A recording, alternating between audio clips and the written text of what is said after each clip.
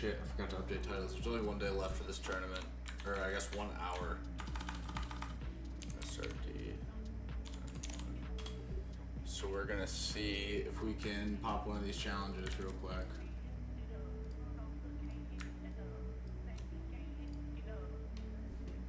We're gonna do one of the web ones. Seems like an easier one. My friend says srdnlen cannot be dangerous because browsers handle security for us. I know he's obsessed with this local storage site. Can you show him how stupid this is? Local storage, client-side validations. Let's see what we can do. Let's grab this. Let's see if we can speed run these. There's only an hour left. Welcome back, guest.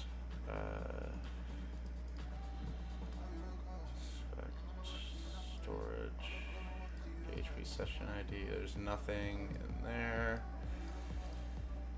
Tokens.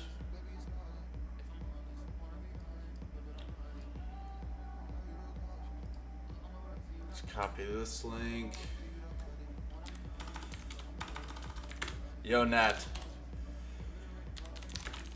We're trying to speed run this. There's only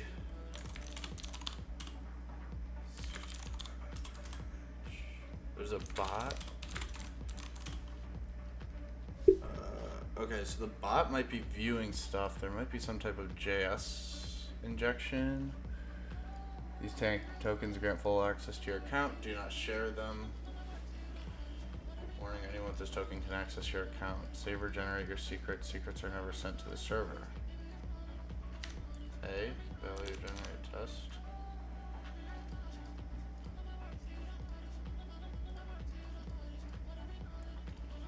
Okay, so your secrets stored in client side. That's your PHP session ID. Your cookie, that is HTTP only false. Configuration file.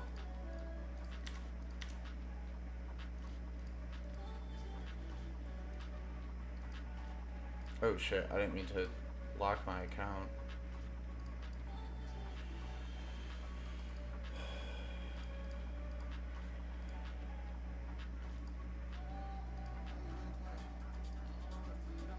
Shit. We only have an hour to do this. Let's see what the bot's doing. Bot visiting.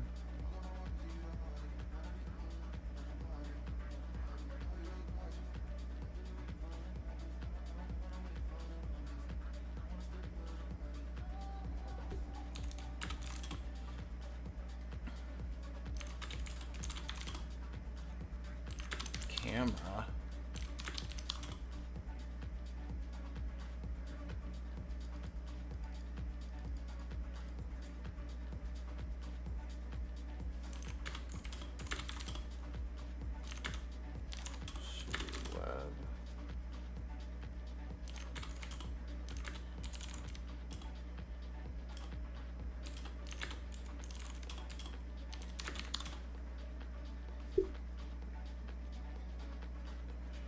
Report.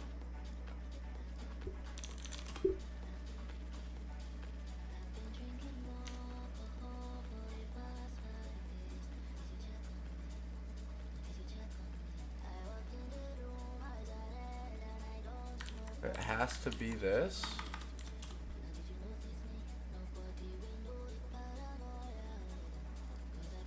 Victims bot page. My friend says visiting links cannot be dangerous because browsers handle security for us.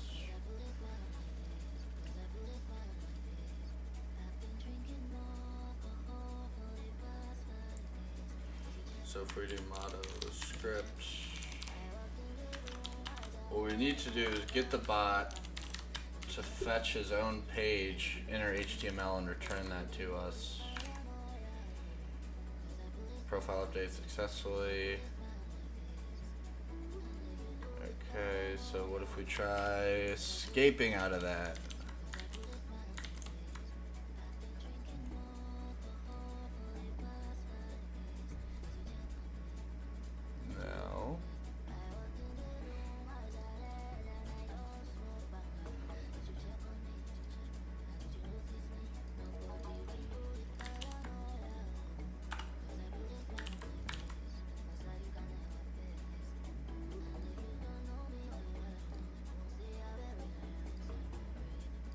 to somehow get the bot to upload a config file.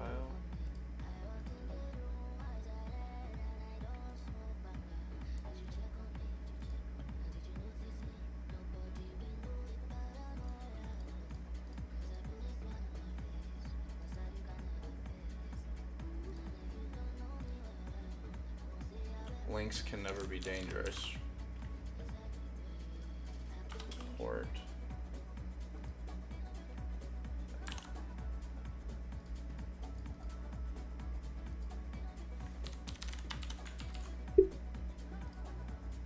What? Too many requests. Yo, Peely. Yo, X. How to be good at CTF? That's a good question. I'd say just practice. It's repetition, like most other things.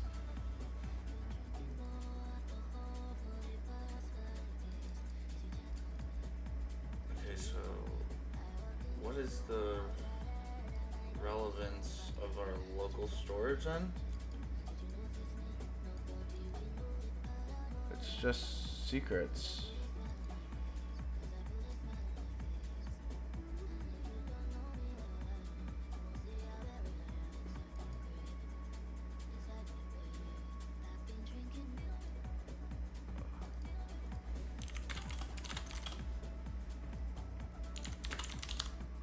Cat the Docker. After image.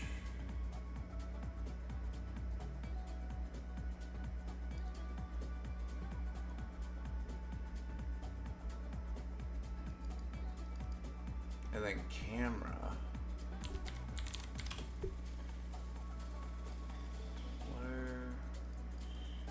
What is this camera?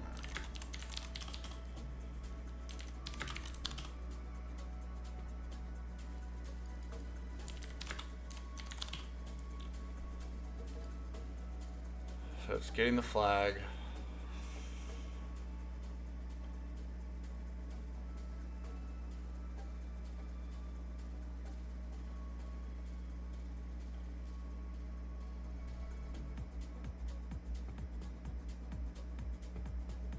And there's no routes for camera. Or it's internal. Oh, app route stream.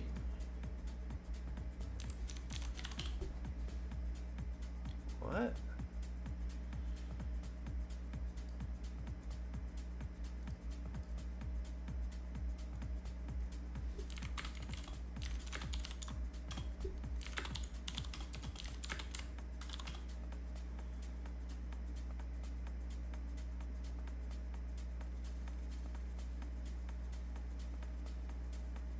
We can't find stream.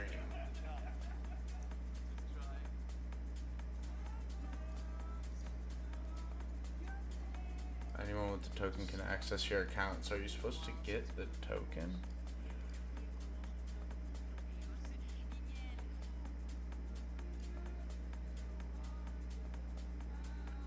I don't know if this is a good allocation of our time strictly because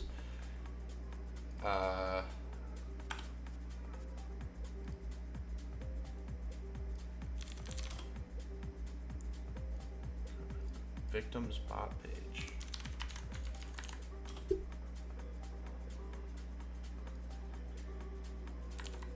After image nginx. Because we can only test it.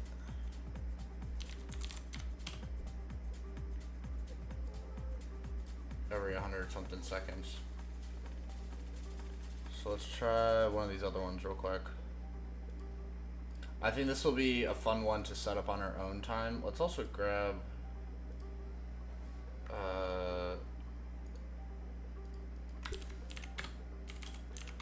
this way we can still do the challenges even after it's done.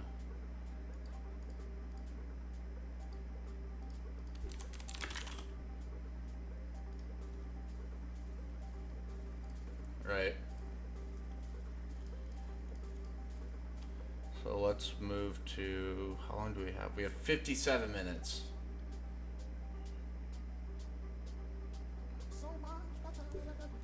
I think we need to do this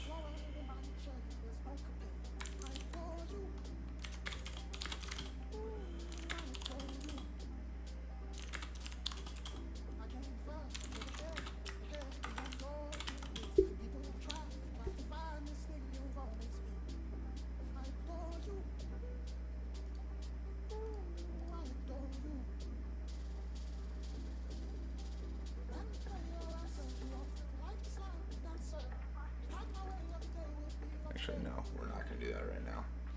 Oh, they release write-ups, I think, so we can look at those after this. Cape Town finally launched their new vending system. Shelves feel empty. If you want to suggest new products or expand the inventory, you need to speak directly with the manager. However, he's peculiar character and notoriously hard to reach. He's known for playing double games and hiding behind a system that isn't always what it seems. Many have tried to knock on his door, only to be turned away without explanation. He enjoys the ambiguity of his own rules. The question is, can you reach him?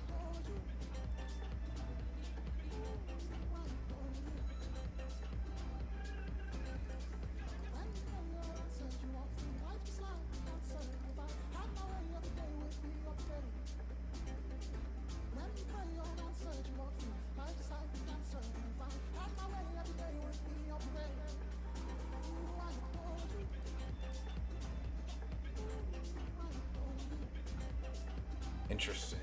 Is this...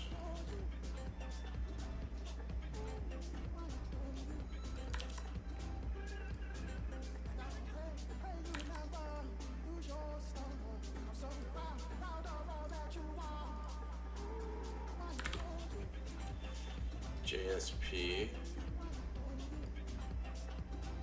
This is a serialized object.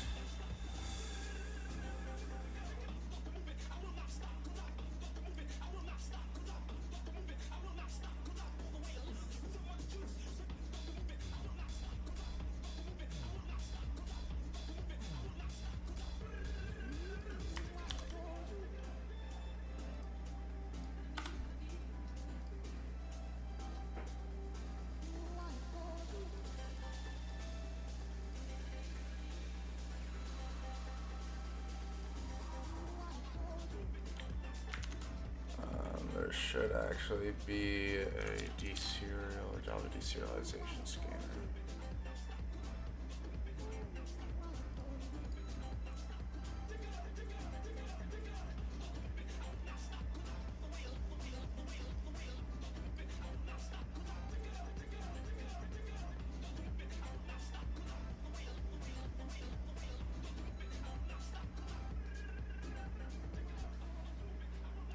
I'm not necessarily sure how to do this. I've never got it to actually work.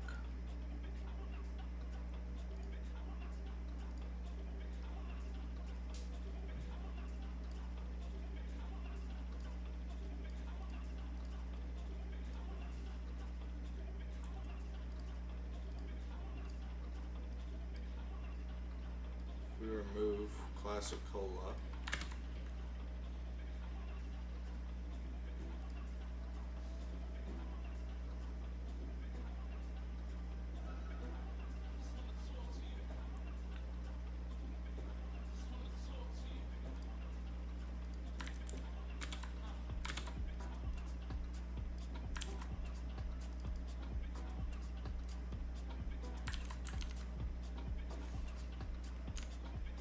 Let's go to Grok for this one.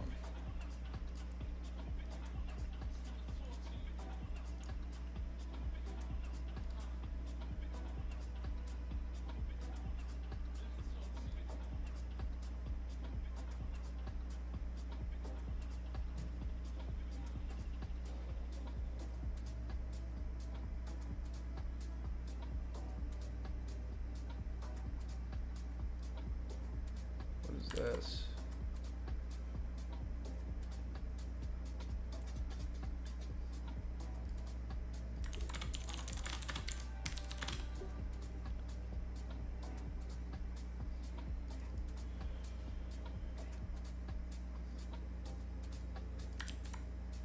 Can you reach them? Client codes, close requests. Okay. I think this is JSP deserialization. How would I test? This is actually the next port swigger lab I want to do is deserialization and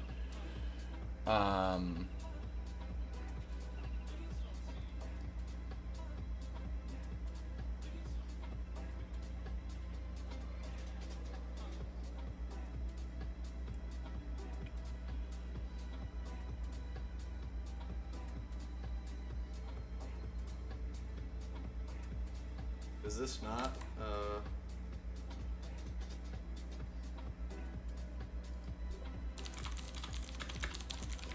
serialized payload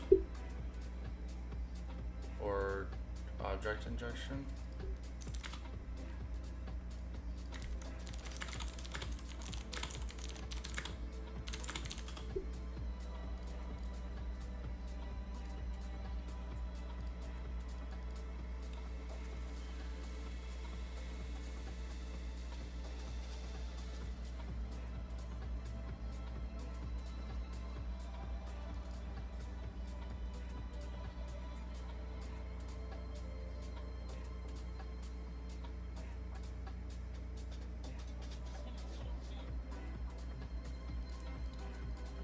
He enjoys the ambiguity of his own rules.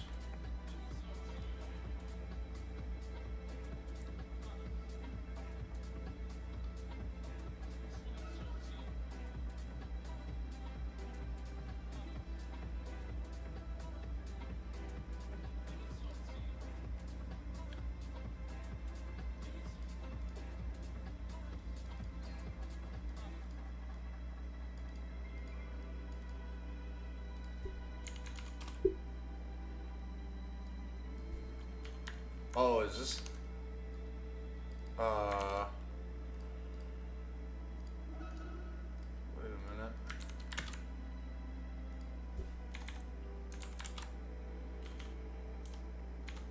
File requested.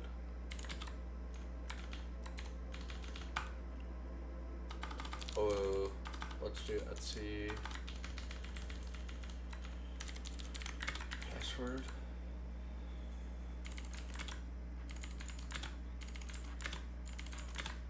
Got it.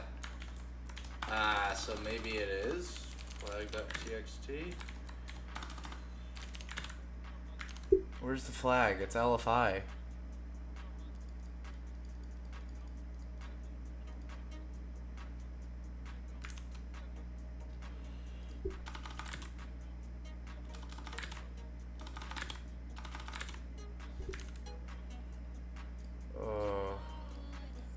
Okay, so we know it's LFI. Why? Is there a manager name on here? No.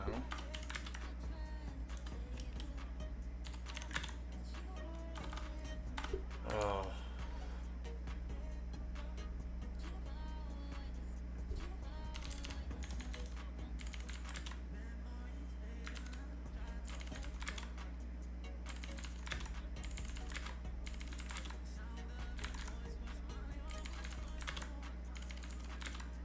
Okay, so it's not flag. What file are we looking for then?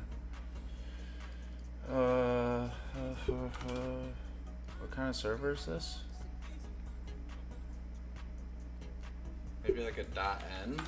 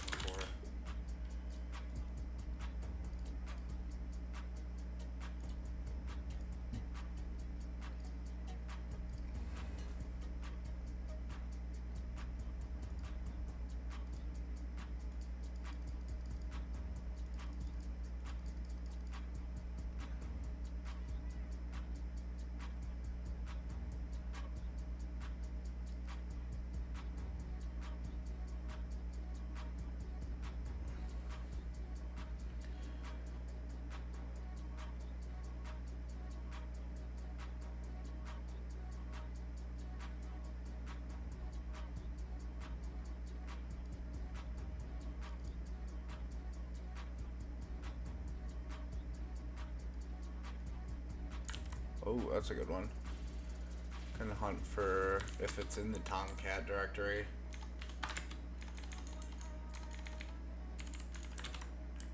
There it is. God damn it, that's his, is there a login? No. No admin. What about login? Manager.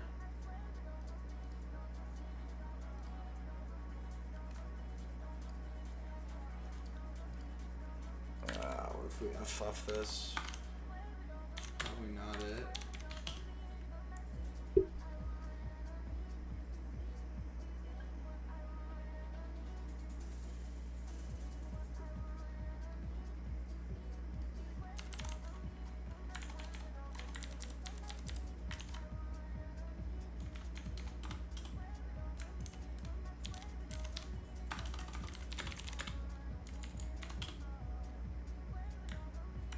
Alright, so now we're fuzzing that. There's nowhere to really log in.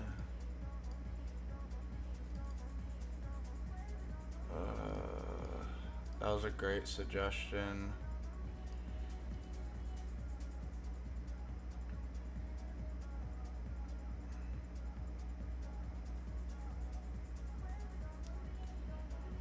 Proc self environ, that might be a good one actually. Proc self.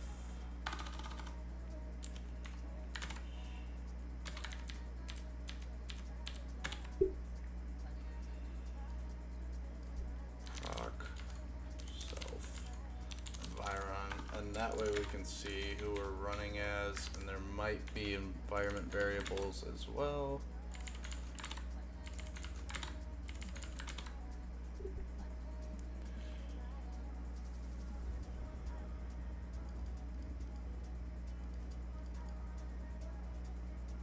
God damn it.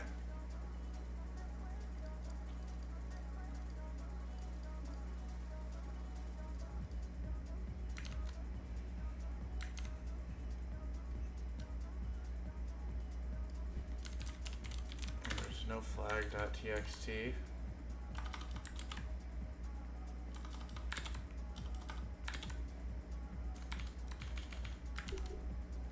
We're running as Tomcat.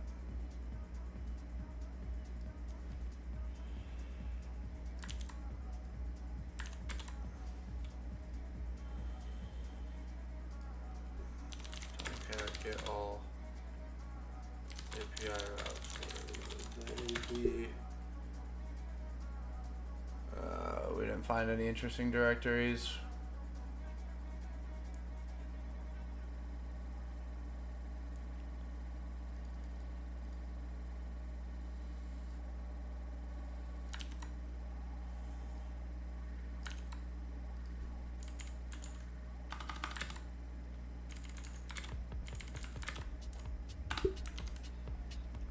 There's manager.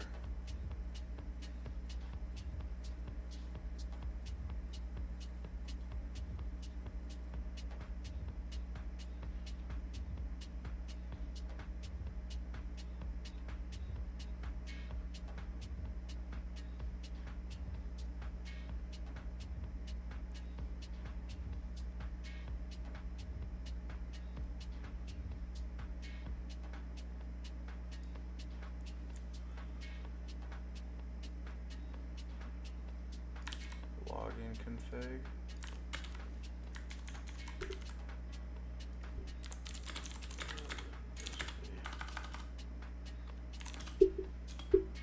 We found the manager, admin, and password.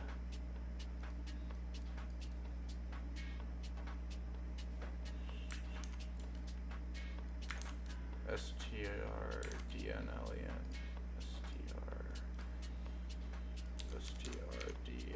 srdnlen. Let's see if we might have already seen it.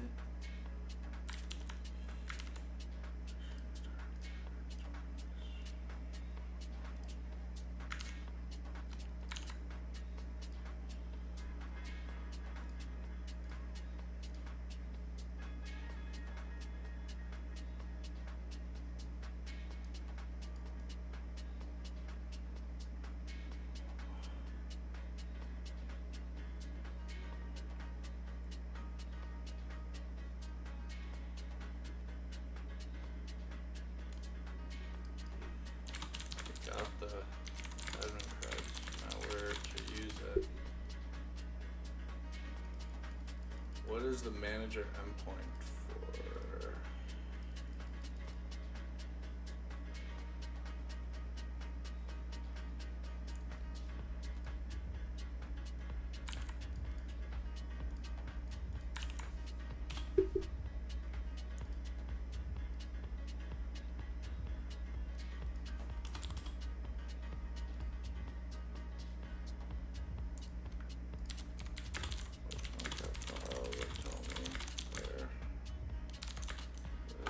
Service is running.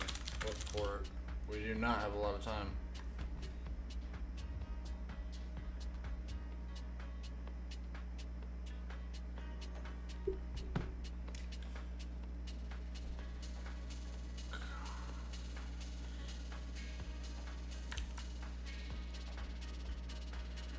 Okay, so we already have Tomcat. So let's go into servers.xml. Fucker. Come on. What?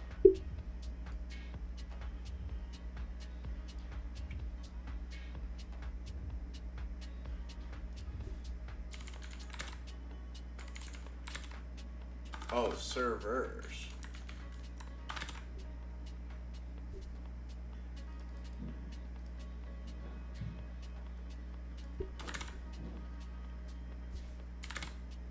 There it is. Port 8005.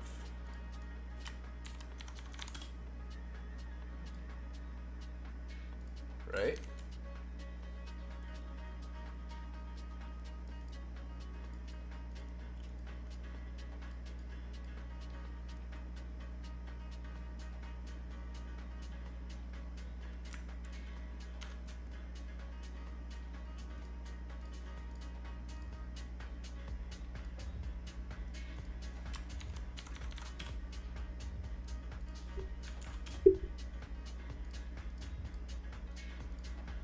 Maybe not.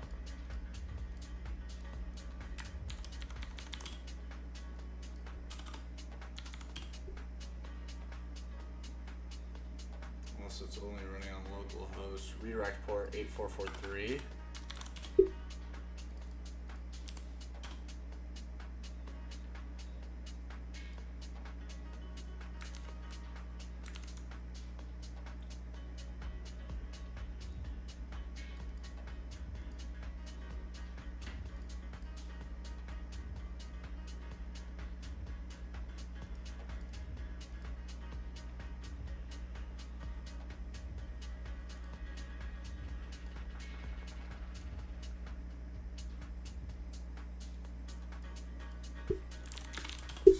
Oh shit, wrong chat.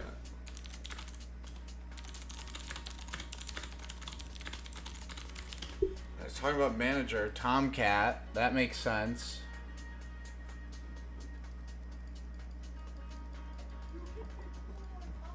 Let's go, Carlitos.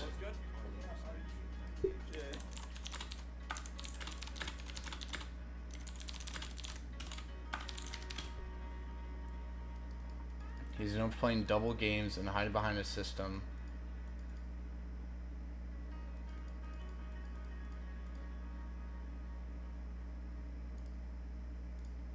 That isn't always what it seems. Maybe it's not Tomcat then?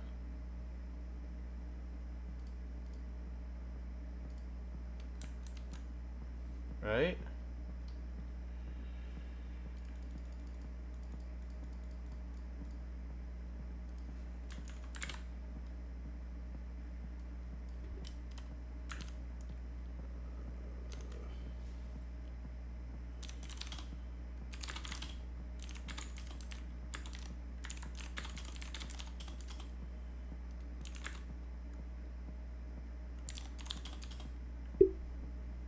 Look up for like a Docker compose.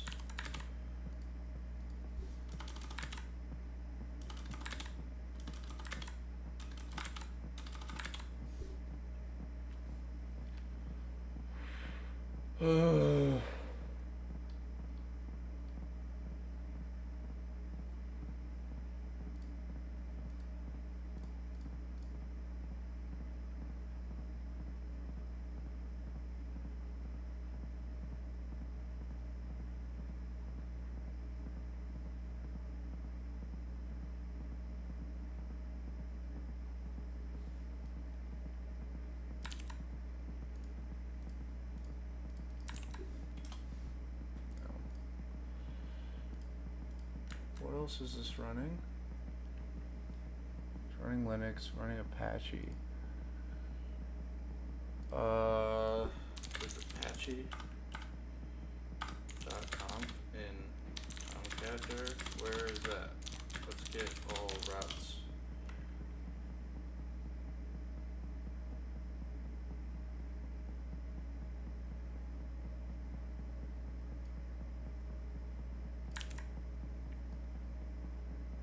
Let's try that one. Nope, we didn't mean to highlight all that. We don't have very long.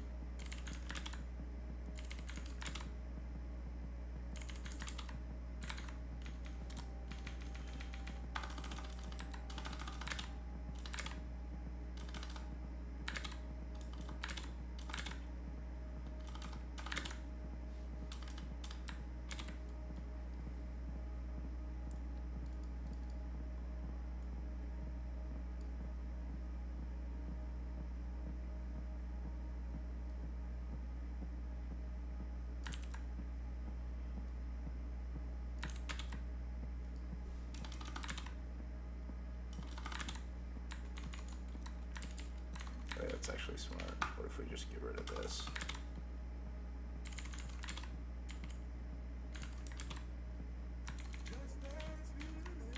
Really?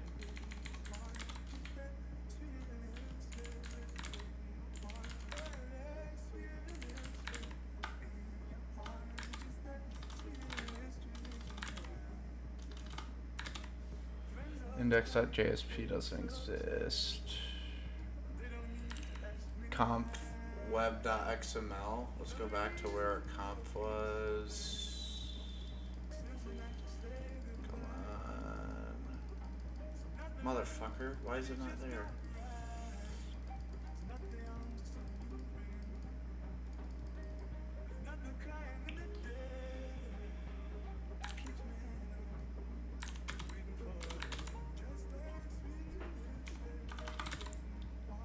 There it is.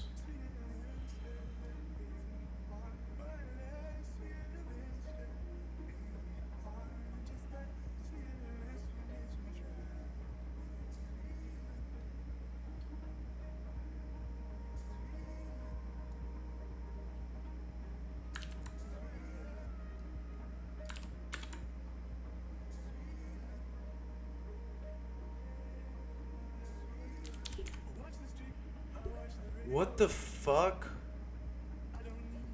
How did he, how? Why that file? That's crazy. So that one's solved. Okay, so somebody else on the team just got it.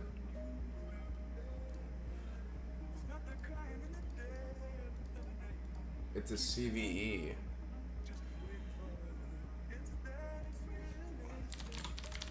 Why that?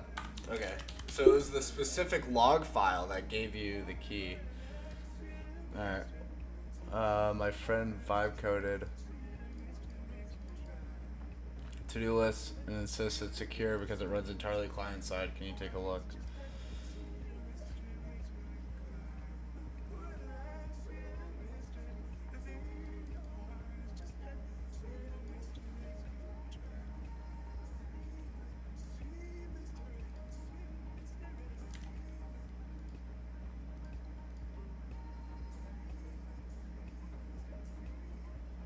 Is this template injection?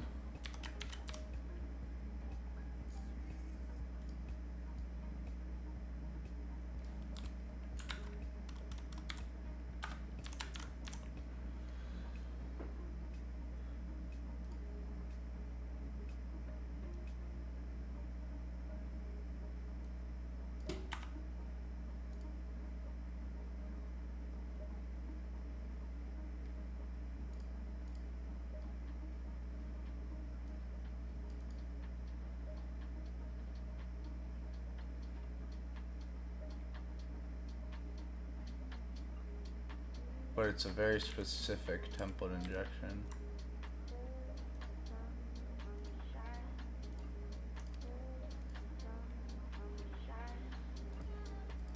Save to cookie.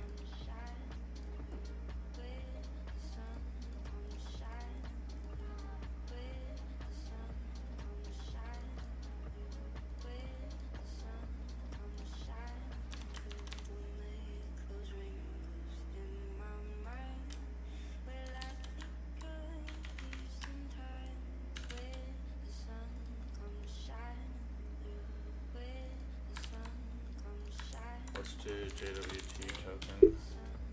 I have a feeling this is. Oh, I know why we weren't catching it, because our proxy scope is specific for this one.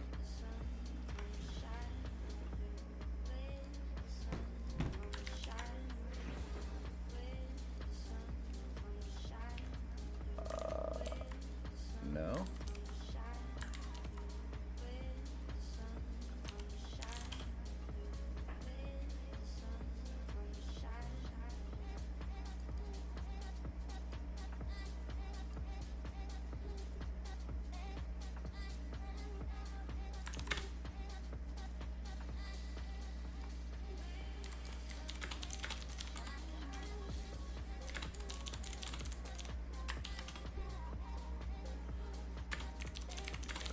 I think that might be base 64.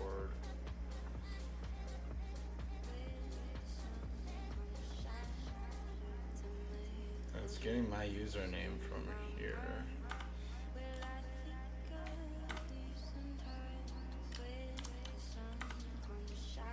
See, this is that template injection.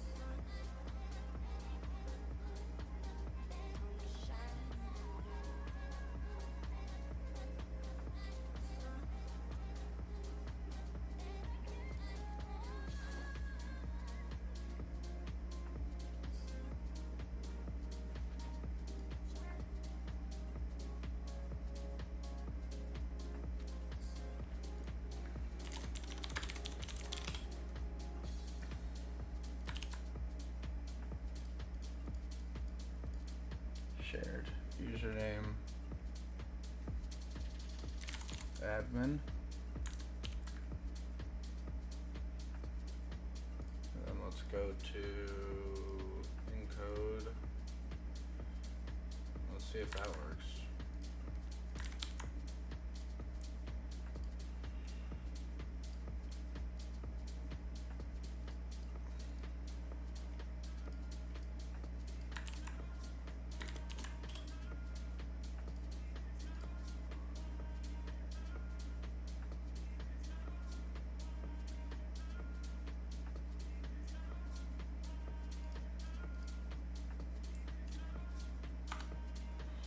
Oh, this is my own data.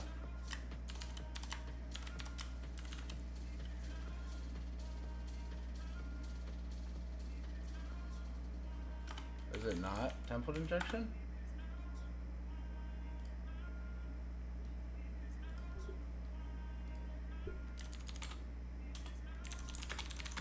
Oh, it's the Tomcat startup one. Yo, Stoip. Actually, we have the zip for it. Why do we do that?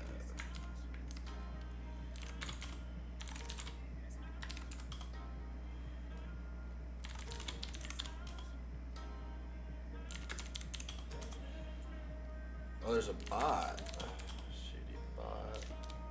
Cat bot.js.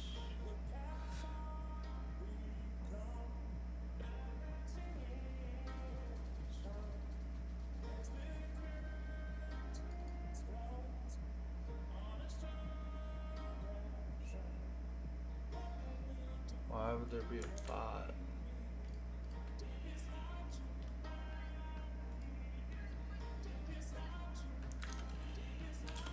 Is there routes? There's a proxy. Report.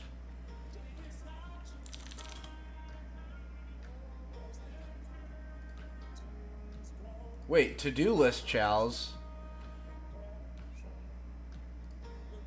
That was on this one. Victim's bot page. Oh, it's the same, like, okay.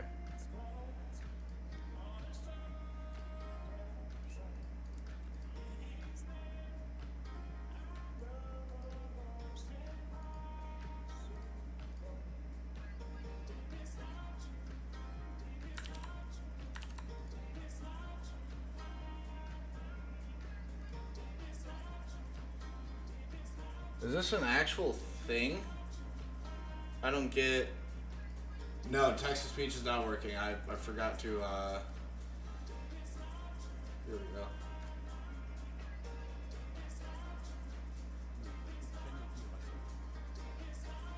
Okay.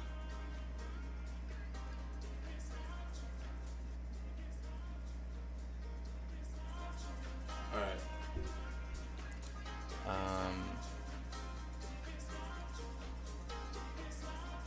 Too many requests. So it's another bot one?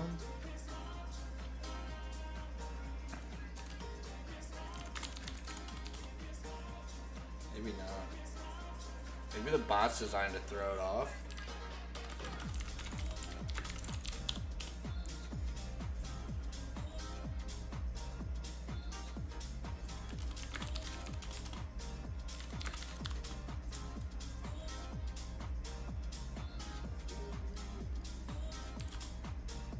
Debug is false. It's definitely template injection.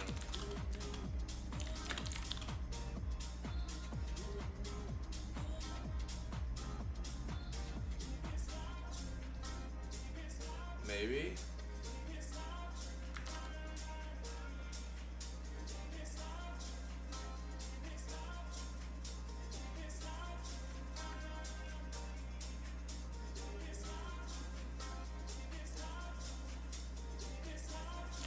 Then what is the point of the bot?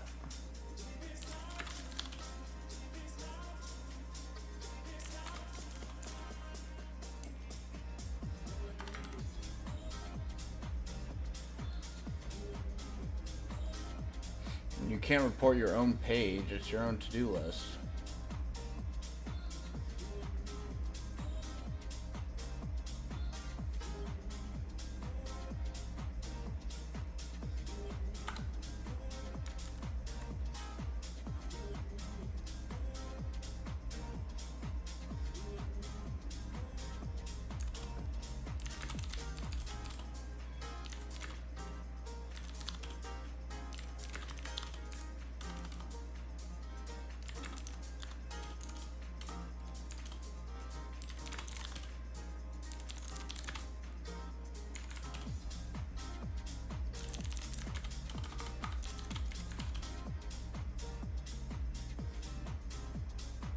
If you run open grep on it, I wonder if that'll find anything.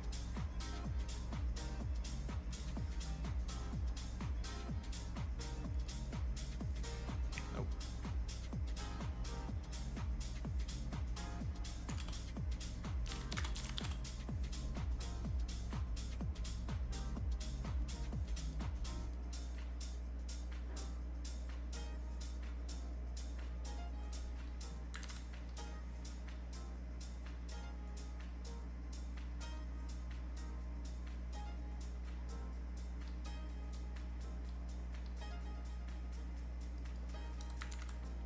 But it's not necessarily...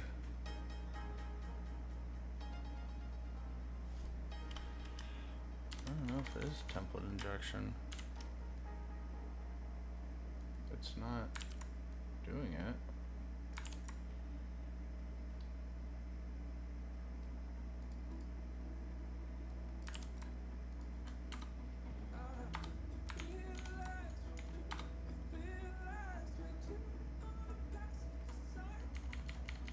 User.name. What if we do user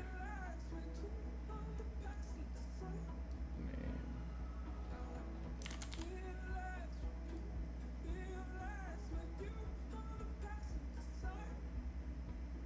Is it prototype pollution?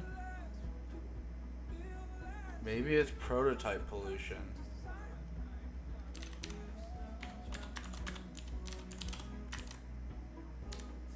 Okay, that works out. This prototype pollution.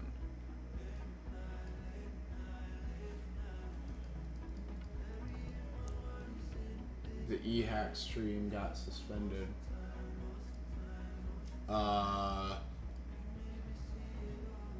Yesterday? Yes. Correct. That I did know.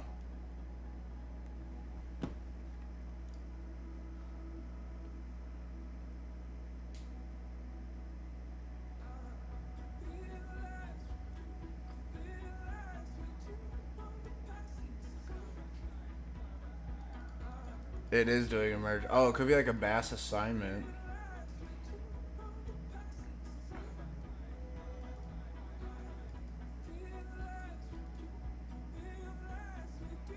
I don't know prototype pollution at all, and it comes up on every single CTF. That's what we're gonna do after this in 19 minutes.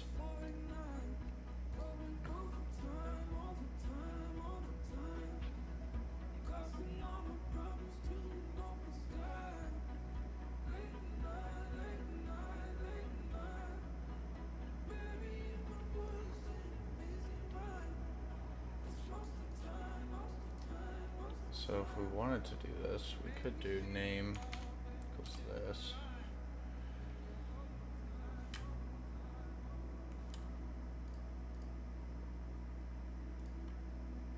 I guess it would be in data, right? You inject it into data.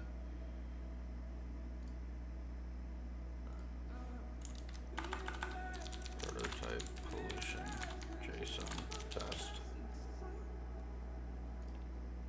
It's for sure. Okay. Evil property payload.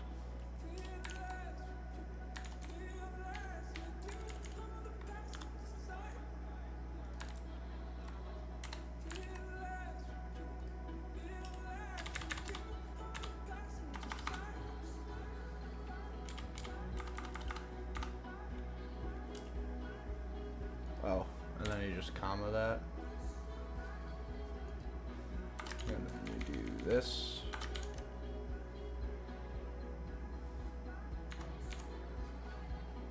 No?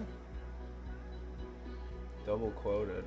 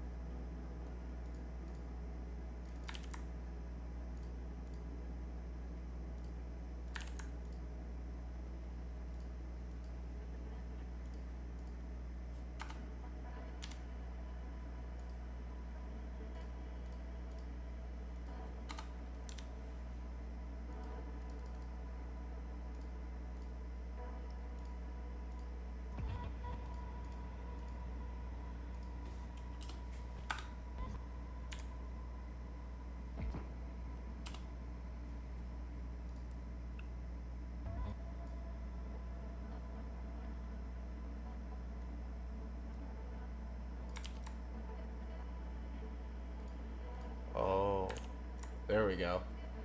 So now we should be able to do user.proto.evil property.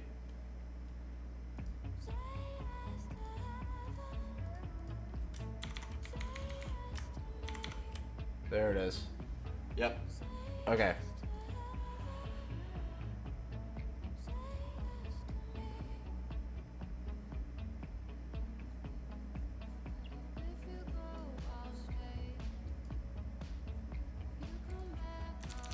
Prototype pollution RCE.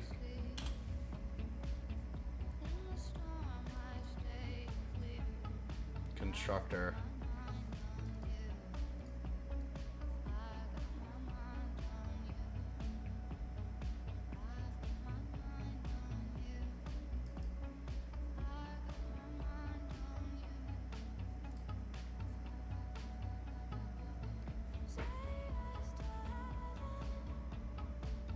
ToString function.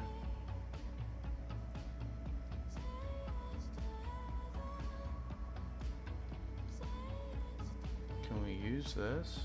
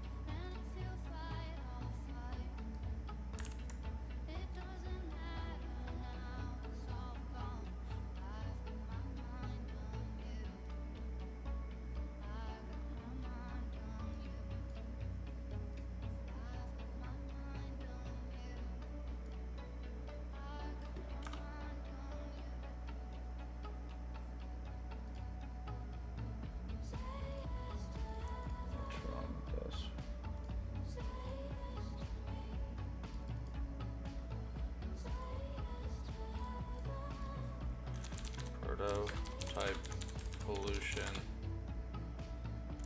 payloads for JSON injection.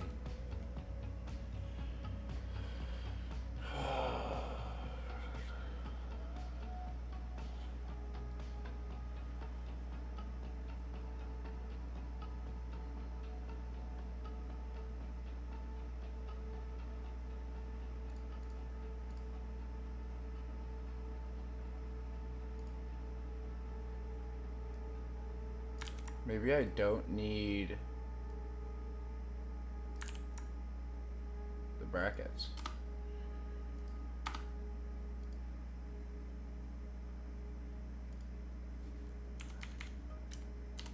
Or is it expecting it?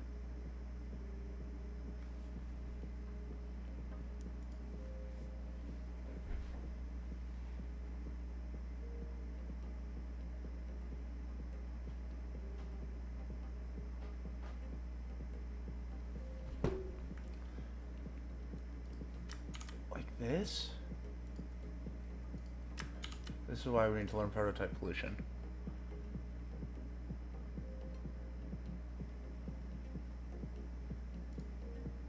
Oh, maybe it wanted brackets in here?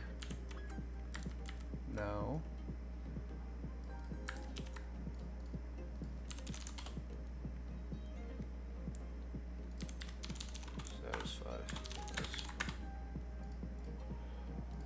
Share JSON invalid. JSON parts expected that after property on line 5.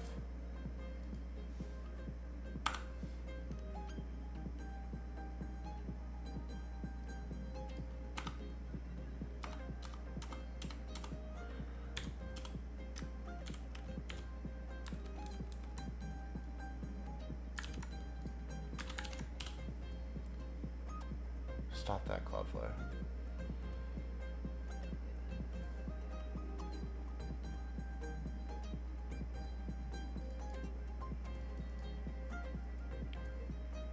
Dude, no.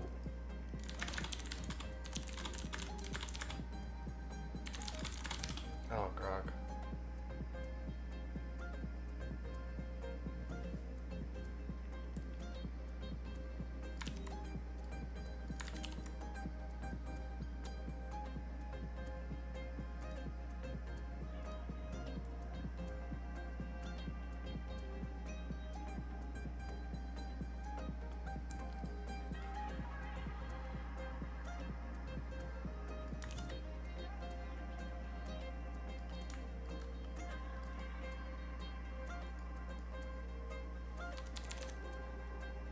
Is this TLS? Yeah.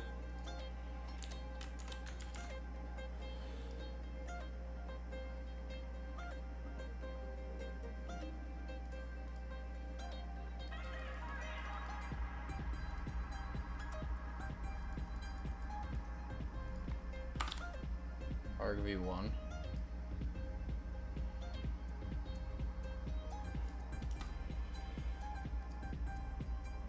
Evil doesn't exist, so we remove property, prepend that.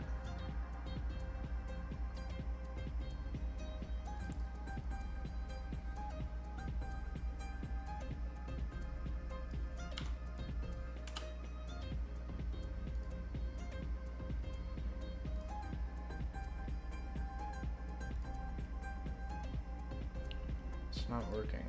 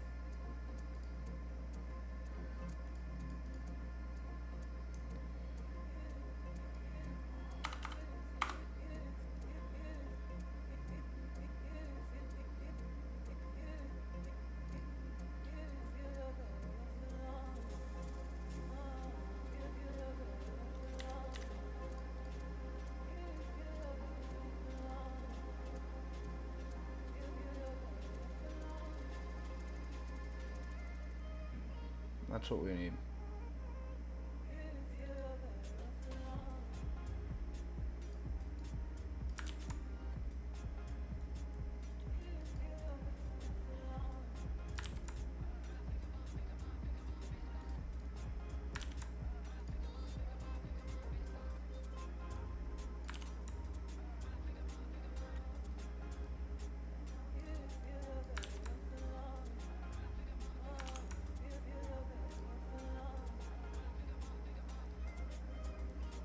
Or maybe it's not. Oh, it's client-side prototype pollution. It's not server-side. Client-side prototype pollution. Do we need to assign ourselves?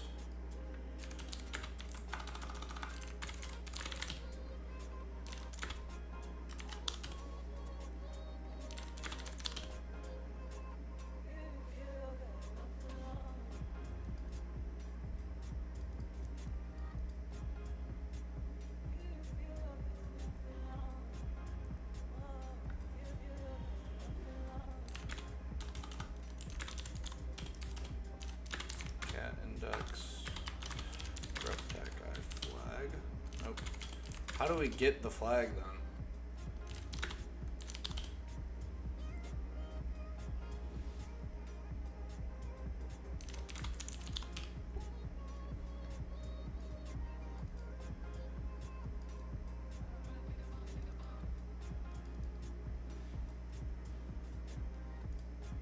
Unless that is running. I think it's just client side.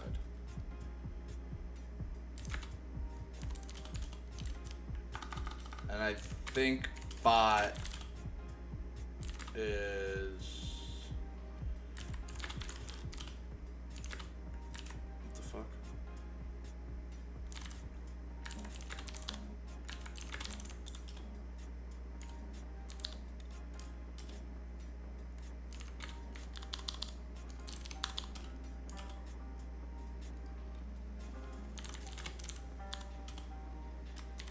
Oh, it's in source, that's why.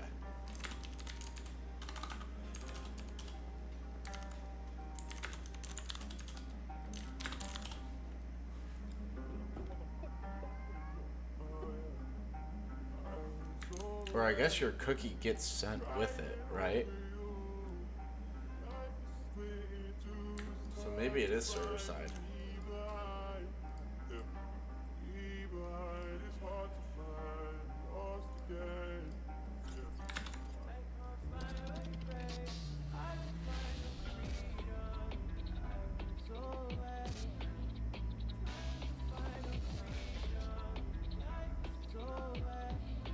Because you can send it in here.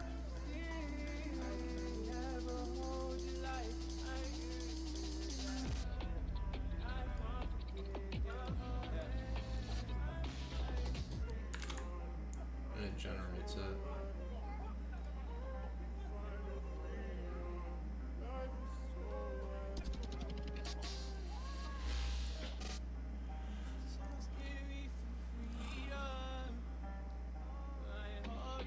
We need to do Portfolio Labs for sure.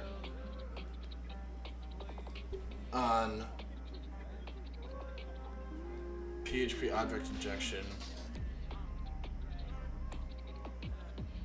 prototype pollution.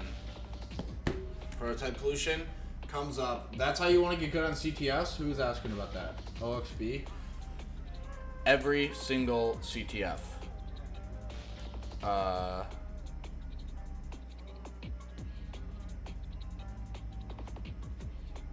Has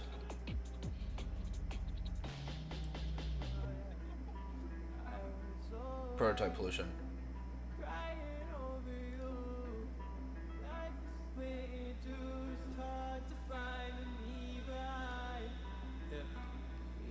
You like pwn challenges? Common offset? Let's do a pwn.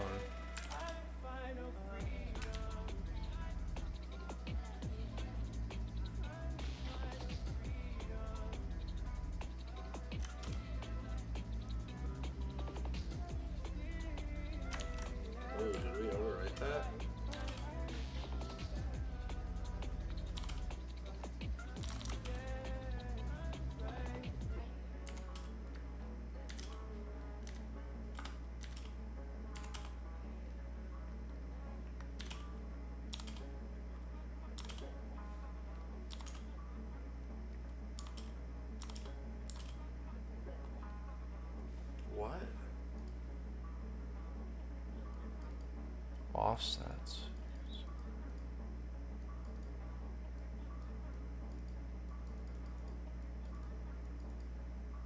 Okay, that one might be a little hard.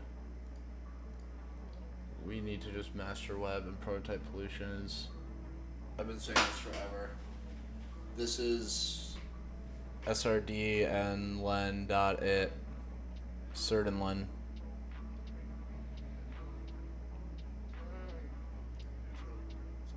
And we got this one, so we can do this. To-do list.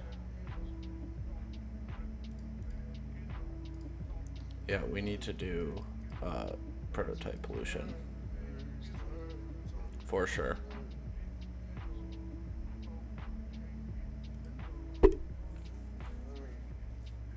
Emoji captcha. This one got solved a lot.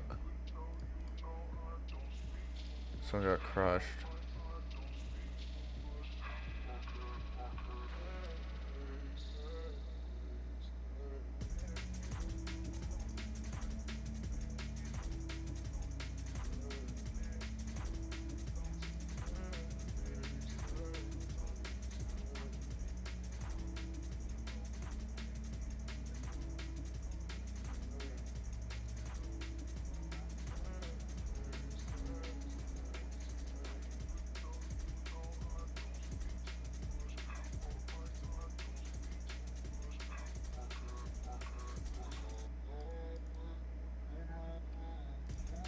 Very annoying.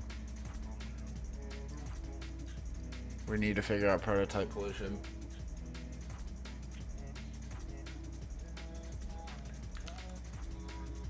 Yo, Bish. The one streaming right now?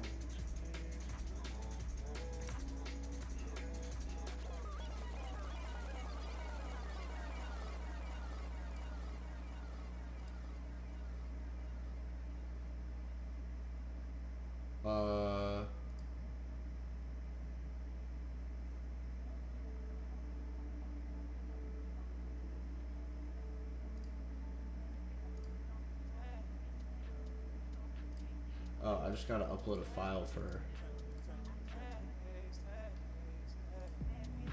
Here we go. It says stream unavailable, but it's not. That's just the end of it.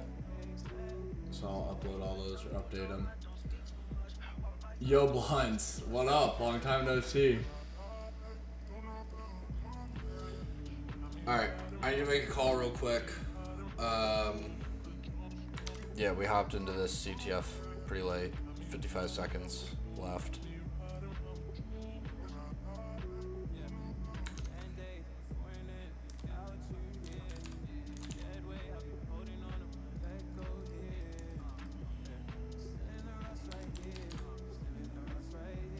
$130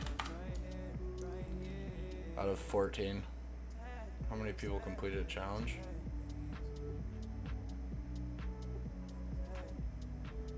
$434 people completed a challenge. Okay. Alright. They solve everything? Holy cow. They're the only people who solve the emoji captcha.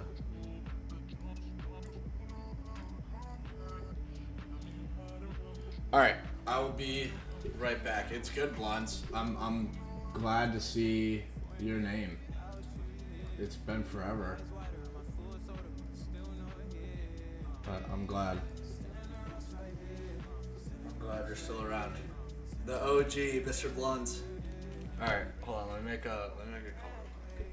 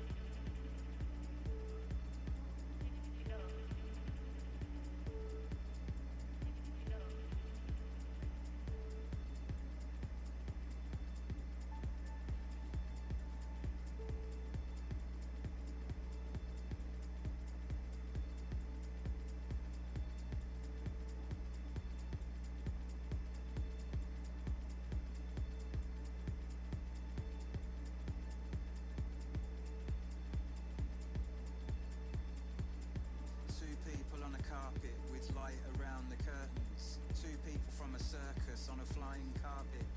Give me 1,001 nights to tell you this story, and then I'll help with the dishes. Like Solomon on green silk with the golden stitches from old and weathered art. Only the silk is fast fashion, and the stitches are barely holding together your heart. Let me re-up your dose of grape. Don't stain your spotless mood. Up close, your face don't look the same as from across the room. Your eyebrows look tidier. Your hair the sort of mess that takes hours. Pleasant sky at night on the ceiling. Desert island duvet plotter bearing in the sea. Two bedouin people just sharing out the tea. Two people on a carpet couldn't care for what's real. Where the sun comes shine, where the sun comes shine, where the sun comes shine, where the sun comes shine. Two people on a carpet with light around the curtains. Two people from a circus on a flying carpet. You're wiser than your years, but everything changes. And when it does, wise people refuse to. You caught me at a good time, cause I'm feeling bad. Tonight the wind is following your command. Is it the Arabian aromas, or maybe it's the takeaway? Your eyes are off an advert. Where the sun comes shine, where the sun comes shine, where the sun comes shine, where the sun comes shine. Take you back to my loneliest thoughts. Lately my back has got to know the wall. I'm aimless describing what I'm saying in it, but you persuade me to define what I'm saying in it. I want life from the sky with none of the pain of living it. Not afraid of heights, but I'm afraid of widths. Had your heart broken, but you're making it stick. Taking apart everyone you dated since. Where the sun comes shine, where the sun comes shine, where the sun comes shine, where the sun comes shine.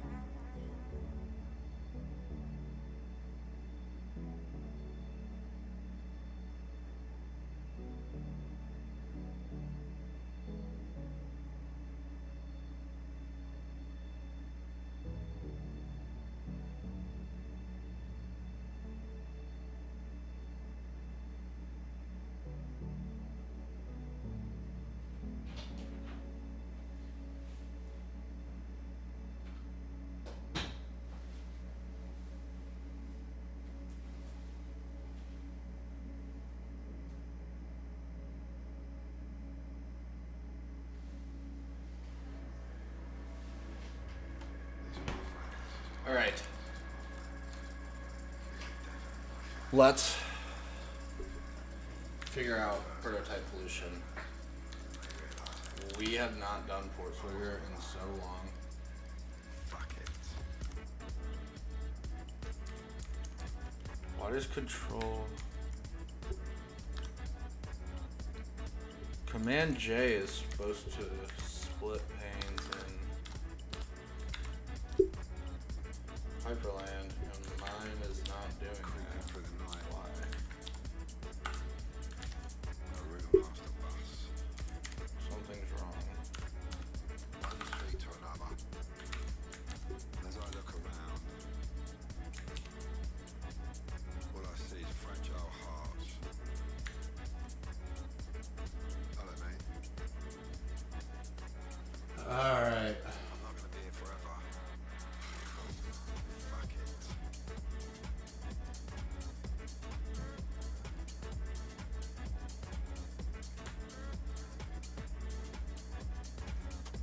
I'm in the whole AI credits. That's good. Let's do some Portswigger. Somewhere we all remain together. Not, I guess, Academy. Where's the whole list? Their acceptance.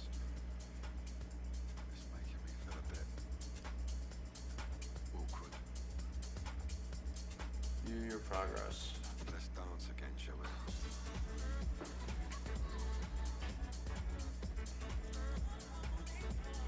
done 21% of the Portsmouth labs.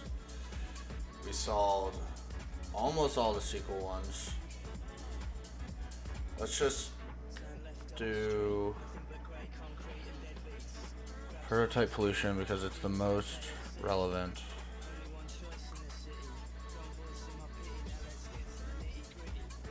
This lab is vulnerable to DOM XSS via client-side prototype pollution. The website's developers have noticed a potential gadget and attempted to patch it. However, you can bypass the measures to solve the lab. Find a source that you can add arbitrary properties to the global object.prototype. Identify a property that allows you to execute arbitrary JavaScript. Combine these to call alert.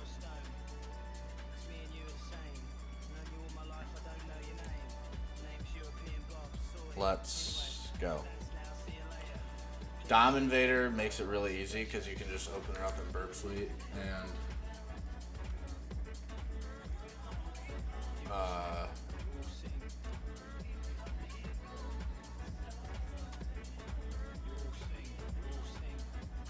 it'll pretty much just find it for you. Let's add this to scope. Make sure we catch this. Yep.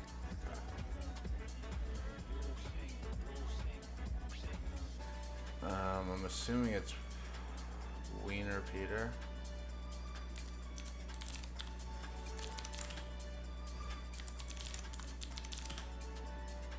There it is. You can submit feedback.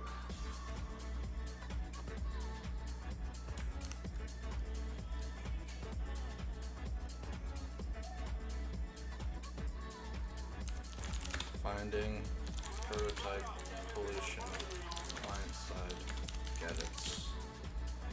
Let's learn.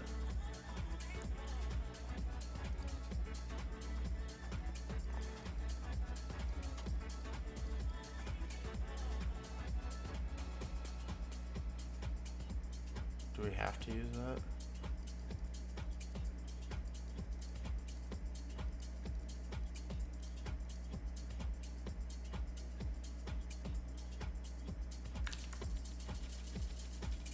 Ooh.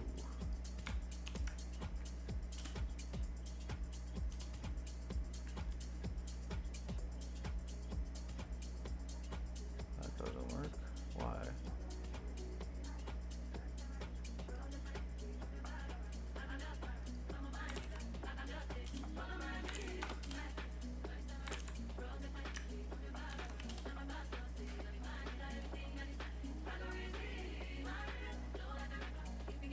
Oh, it's assuming prop.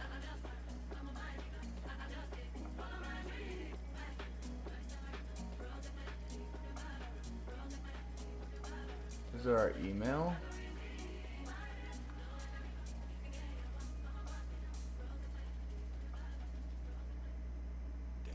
Let's see what the first step is. In your browser, try polluting object.prototype by an arbitrary.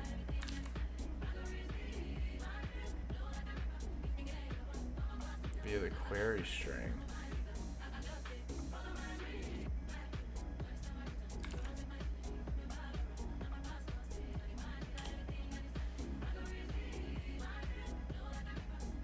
And so now we can see if bar shows up anywhere.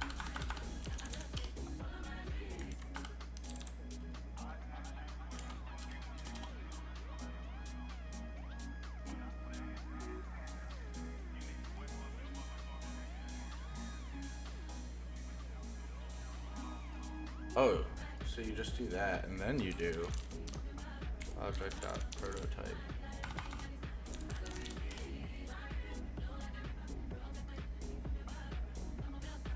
So does that mean it worked?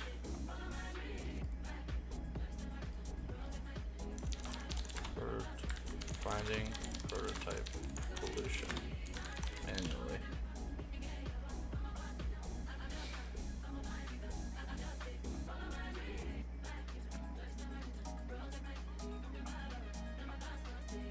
What is prototype pollution? That enables an attacker to add arbitrary properties to global object prototypes. So transport URL, proto.transport URL. user object, merges into config, and now it's default. Or no, it's not default. It fetches that. Or what's an attacker control properties of objects that would otherwise be inaccessible? If the application subsequently handles an attacker controlled property in an unsafe way, this can potentially be chained with other vulnerabilities. In client-side JavaScript, this commonly leads to DOM XSS, while server-side prototype pollution can even result in remote code execution, which is what we needed on the other lab.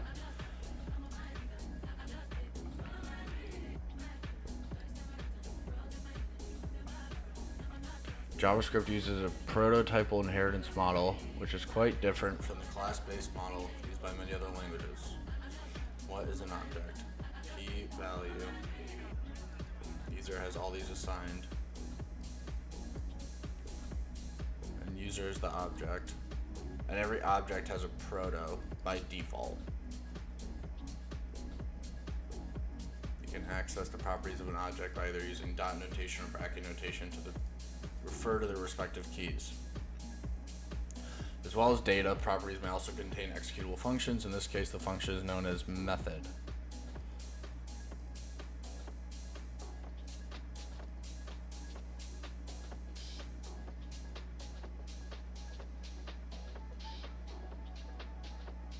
Every object in JavaScript is linked to another object of some kind, known as its prototype. By default, JavaScript automatically assigns new objects one of its built-in prototypes.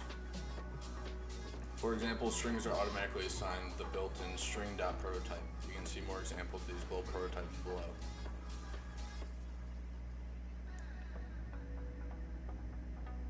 Whenever you reference a property of an object, the JavaScript engine tries to access this directly on the object itself, and then it moves up to the prototype instead. So this would be on the object itself. If you inject into proto, it's the next level up where Java will check. You can use your browser console to see this behavior in action. First, create a completely empty object. Now type my object followed by a dot. Notice the console prompts you to select from a list of properties and methods. Even though there are no properties or methods defined, it has inherited some from the built-in object.prototype. Oh, okay. Inheritance. As virtually everything in JavaScript is an object under the hood, this chain ultimately leads back to the top level object.prototype, whose prototype is simply null. Every object has a special property that you can use to access this prototype. Although this doesn't have a formally standardized name, Proto is the de facto standard used by most browsers. If you're familiar with object-oriented languages like PHP, this property serves as both a getter and setter for the object prototype. This means you can use it to read the prototypes and even reassign them. As with any property, you can access proto using either bracket or dot notation. Interesting. Okay. Because I've seen before on labs where they block brackets or single quotes, so there are other ways to refer to it. You can even chain reference to proto to work your way up the prototype chain. Username.proto string, proto object, proto null. Although it's generally considered bad practice, it's possible to modify JavaScript's built-in prototype just like any other object. For example, modern JavaScript provides the trim method for strings, which enables you to easily remove any leading or trailing whitespace. Before this built-in method was introduced, developers sometimes added their own custom implementation of this behavior to the string prototype object to do something like this: string.prototype.remove whitespace. Thanks to prototypal inheritance, all strings would then have access to this method. Okay. So search term equals example, and its proto of that is a string, and in the string class it inherits remove whitespace. Got it.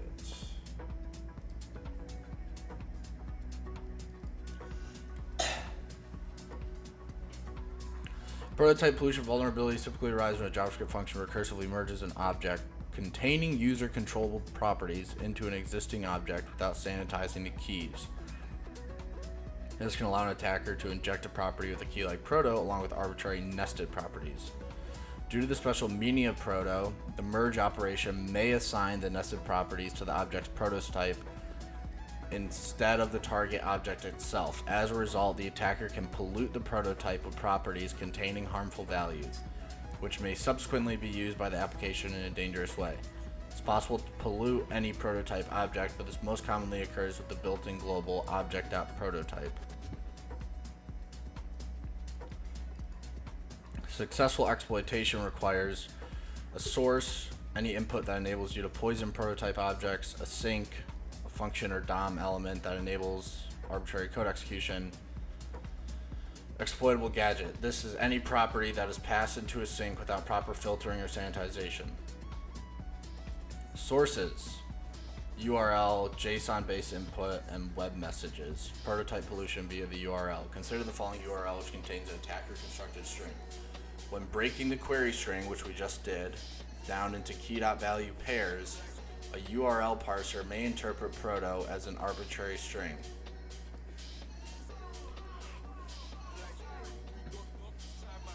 But let's look at what happens if these keys and values are subsequently merged into an existing object as properties. You might think that the proto property, along with its nested evil property, will just be added to the target object as follows, which we tried earlier on the CTF.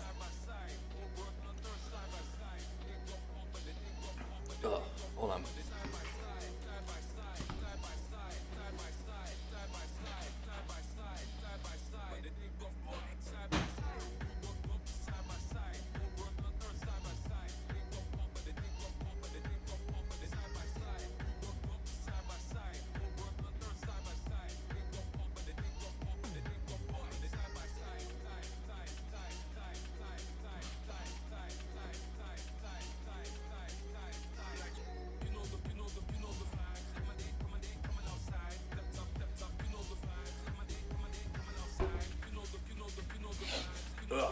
Alright.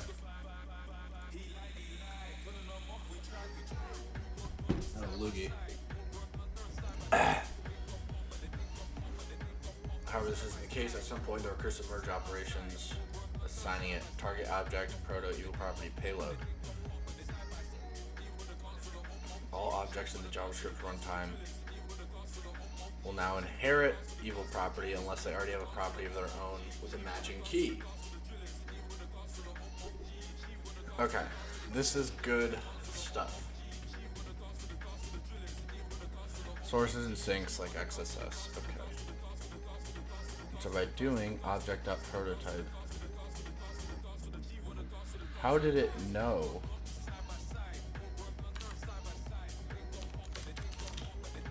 We're gonna ask chat. I did object.prototype console. Did it have food.bar as one of them? How did it know? Just by the URL. Add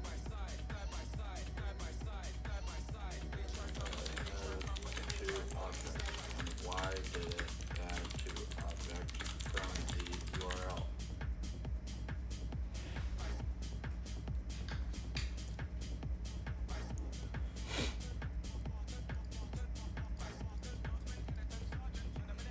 Somewhere in the page's JavaScript, there's code constant params parse query string location.search. If the parser supports nested syntax, which it does, it builds foobar bez, which it did. Prototype, proto.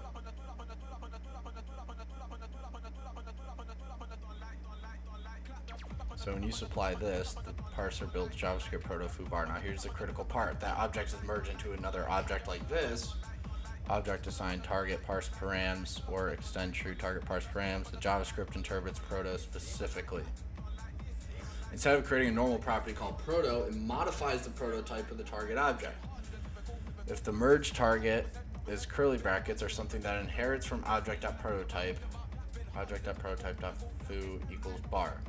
That's why in the console you saw foobar. Okay, so it's location.search is the sink. Could we do, instead of bracket notation, we could do proto.foo equals proto.var equals test.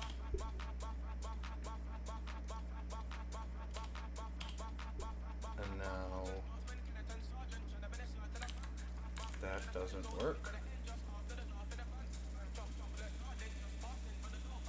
Oops. Object prototype.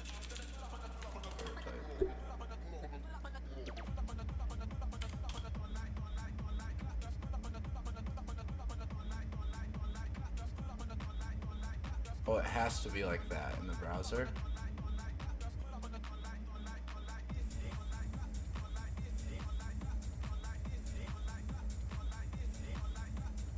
We'll break down the query string using location.search key value. The key is proto evil property. Okay, so then is there another way to test this or format? We want to figure out all the vectors. We tried that. I think we did try that. Dot var.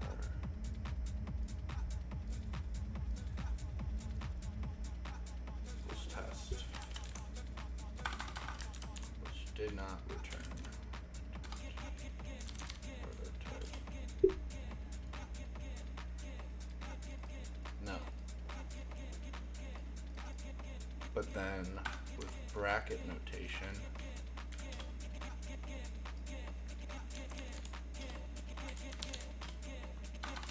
object dot prototype var test. Okay.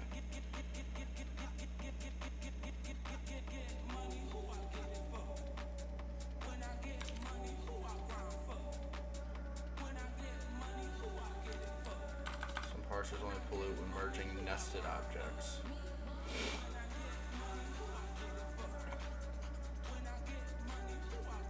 Interesting. So there's a bunch of different ways you can do it. Okay. That's good to know. So by doing, I wonder if then we could, if it supports bracket, could we do this?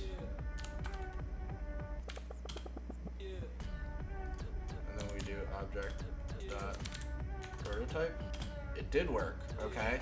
So it supports this. What if we do dot var proto fart?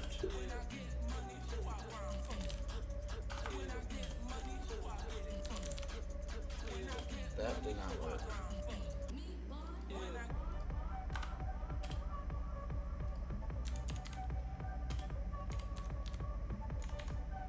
That worked though. Oh, because I did dot right there. So then what if we do dot in between the curly brackets, or is that not valid syntax? No, that's not good. Okay. So this works though.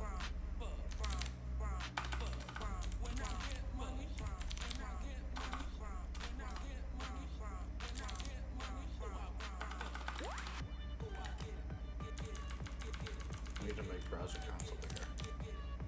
Object dot. Objects capital.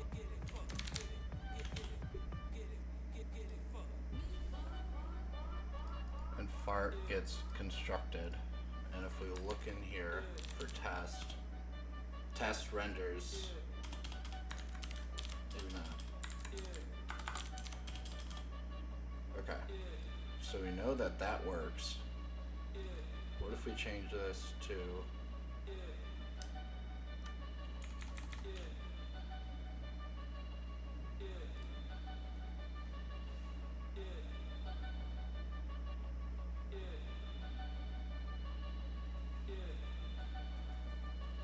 so now we need to find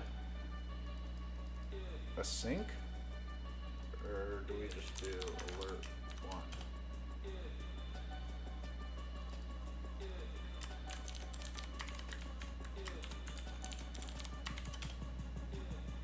No, that doesn't work. So now we need to find a sync for it. and we're injecting into an object.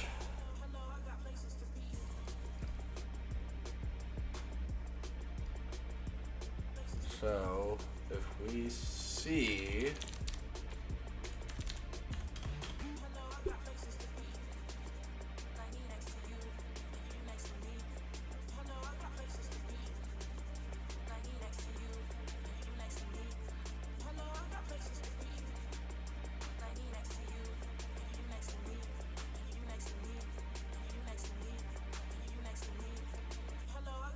Yo, Dante. Save the whales. That just reminded me of the guy from Jackass who climbed the SeaWorld tower, Steve-O,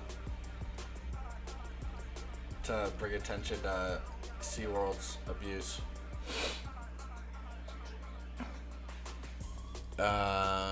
If this converted into a JavaScript object, so that's JSON injection. Prototype pollution sinks. Prototype pollution sinks is essentially just a JavaScript function or DOM element that you're able to access via prototype pollution. As prototype pollution lets you control properties that would otherwise be inaccessible, this potentially enables you to reach a number of additional sinks within the target application. A gadget is a way of turning the prototype pollution vulnerability into an actual exploit. This is a property that is used by the application in unsafe ways, such as passing it to a sink, attacker controlled via prototype pollution. A property cannot be a gadget if it is defined directly on the object itself. In this case, the object's own version of the property takes precedence over any malicious version you're able to add to the prototype, because it checks the object level first and then moves up to proto. Robust websites may also explicitly set the prototype of the object to null, which ensures that it doesn't inherit any properties at all. Many JavaScript libraries accept an object that developers can use to set different config options. The library code checks whether the developer has explicitly added certain properties to this object, and if so, adjust the config accordingly. If a property that represents a particular option is not present, a predefined default option is often used instead. A simplified example may look something like this. Let me turn it down a little bit. There we go. To add a script reference, let script equals document.create element script, script source, document.body append. If the website's developers haven't set a transport URL property on their config object, this is a potential gadget.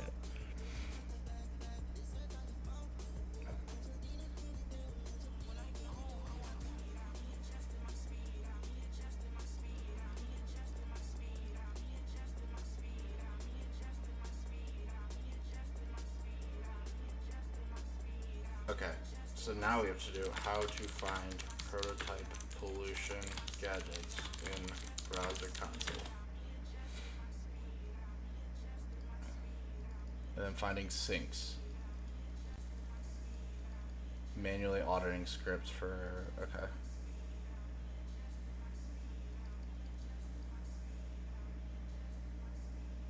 Look for code that uses object properties.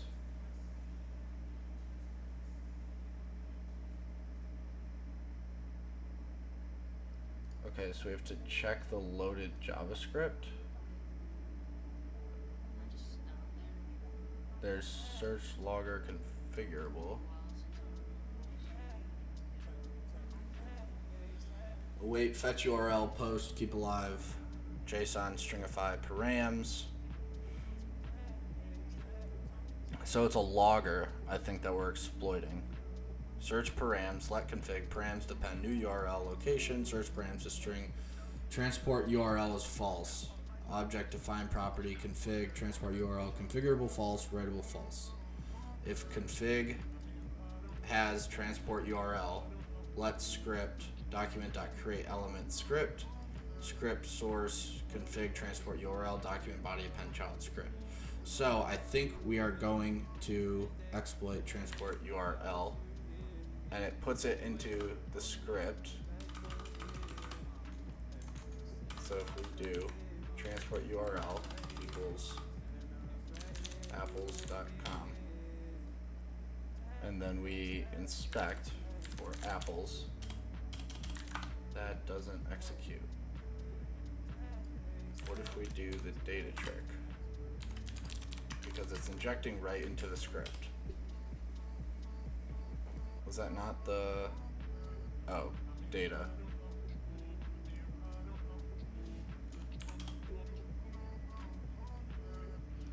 No?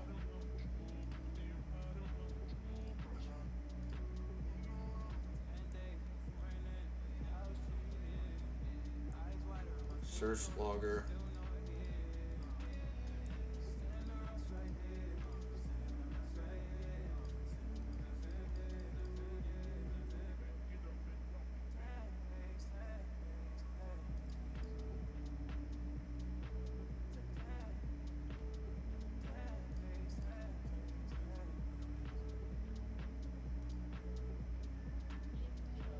What if we do object dot prototype?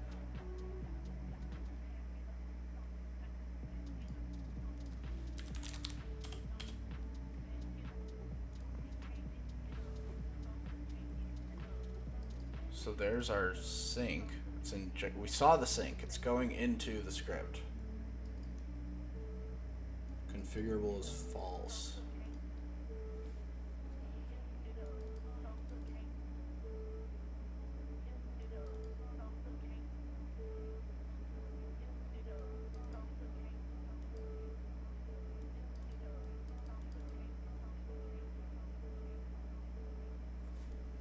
Oh. We just have to close it. Still no? Transport URL.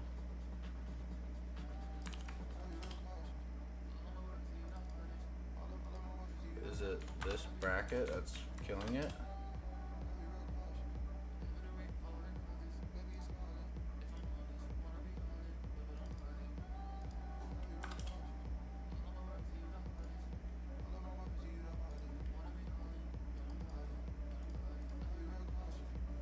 I would like to try and figure out this manually. Yo, Snarling. SBK, welcome. Thank you. Nice try. I only visit links that my mom sends me. That guy is not a bot.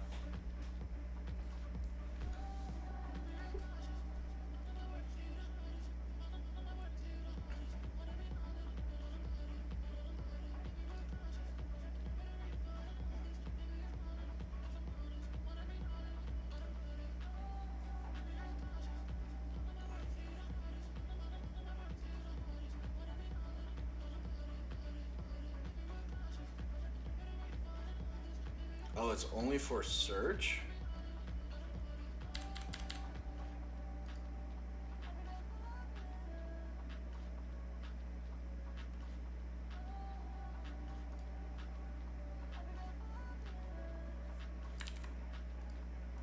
Because it's a post.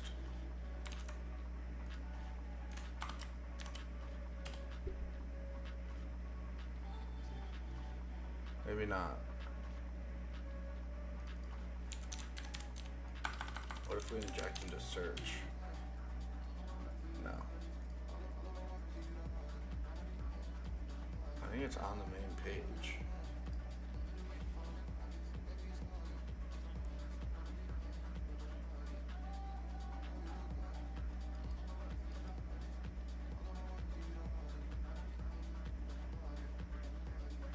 Let's script, create element.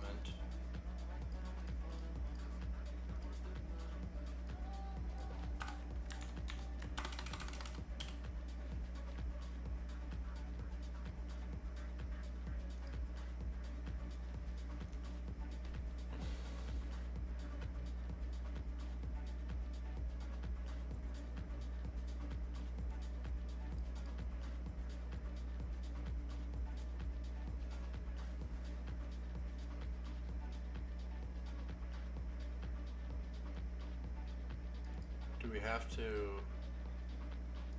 No, because it's going into here. Because what prototype pollution does, it's the same as the other functions with the Burp browser when it's looking, it's using canaries. Proto is null. Oh.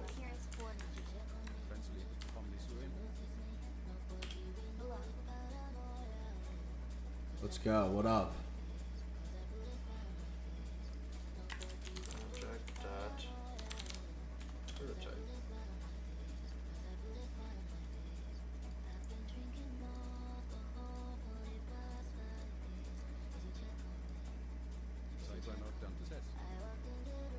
Little KiraSec the other day, as Mongo found a Gemini with some blue sky comments. He asked Gemini what does the Morse code translate to in this video, and Gemini starts decoding and eventually spells out the hard-on word right there on Asmongo's stream.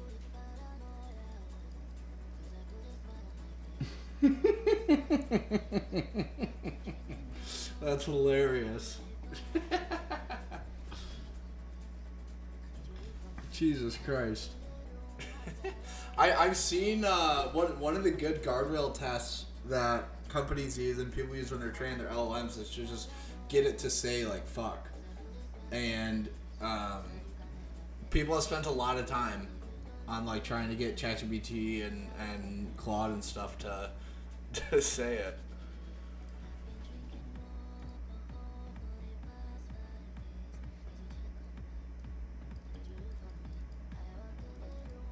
Now imagine library code uses this.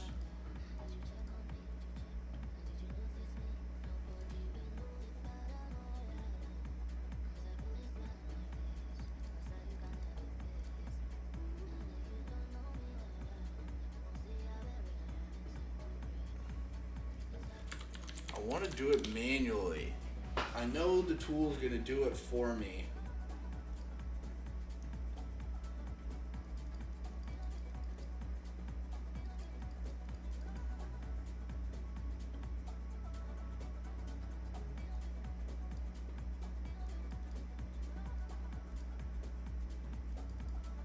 In the browser, try injecting a test property. But yeah, a lot of them will be top dollar if you can get it to say some naughty fun stuff. A lot of them will pay top dollar. Yeah. Which is an interesting bounty, right? Like, you got paid because you got an AI to say fuck.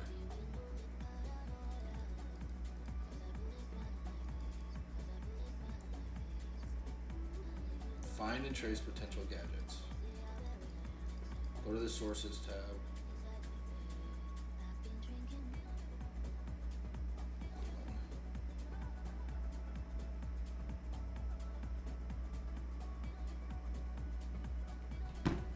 Look for JavaScript code that merges, clones, config, URL. Mine Gus is Agni.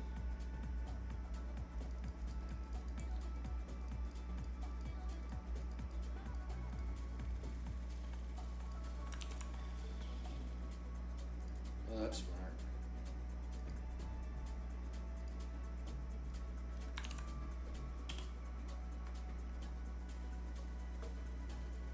Why does it keep saying that? Oh. Wait, no, it's there.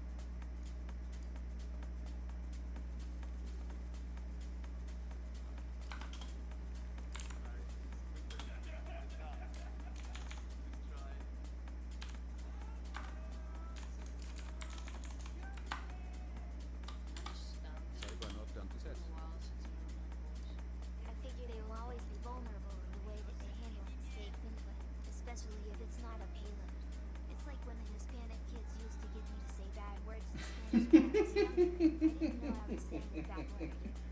Yeah, exactly. Just confusing. It's like a get out of jail free card. Blame ignorance.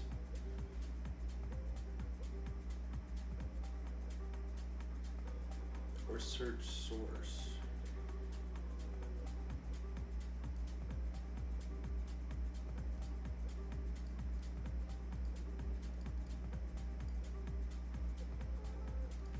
Like, shouldn't this be window add event listener load search logger?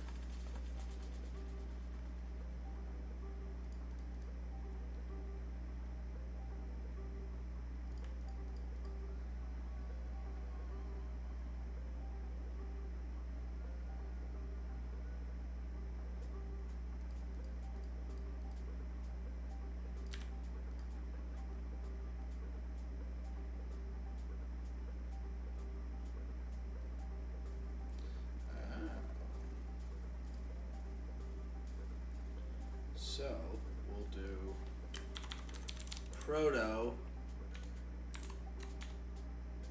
dot.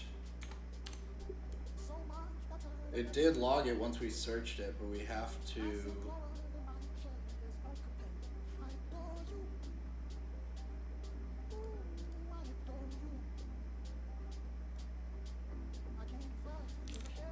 Transport underscore URL. We could just throw this in here.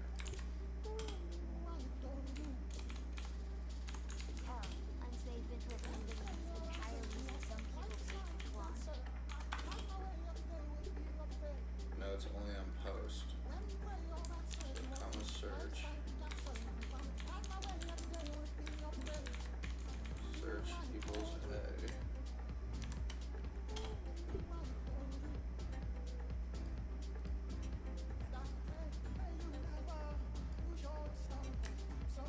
And proto foo equals bar.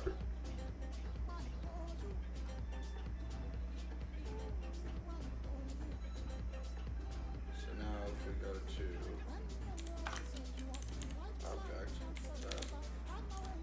proto, there's it going in there. I'll do transport underscore URL equals, and then what if we do our collaborator?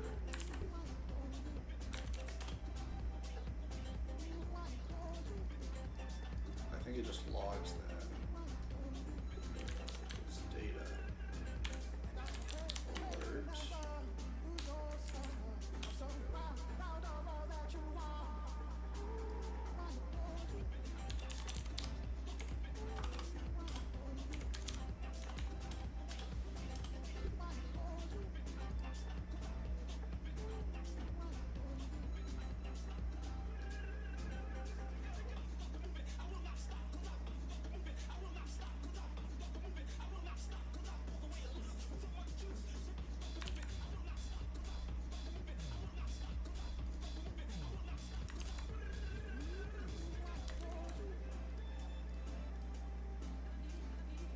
Oh.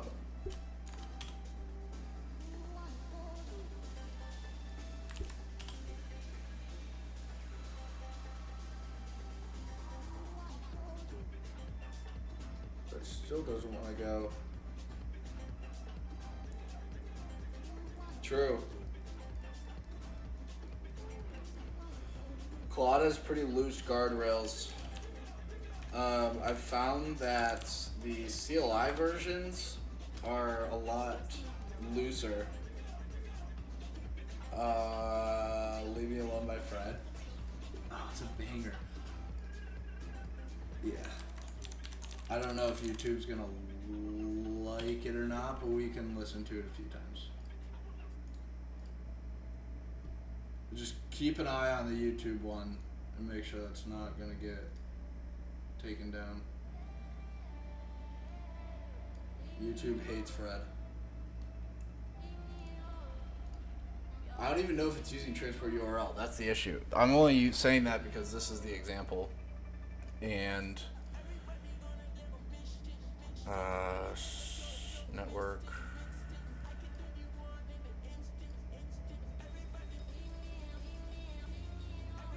Search logger config.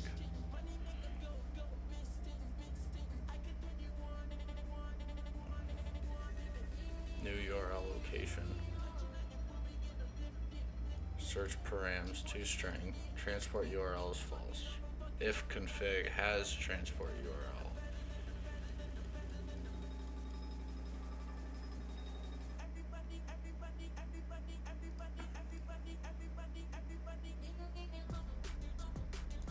Do we need to go up another level?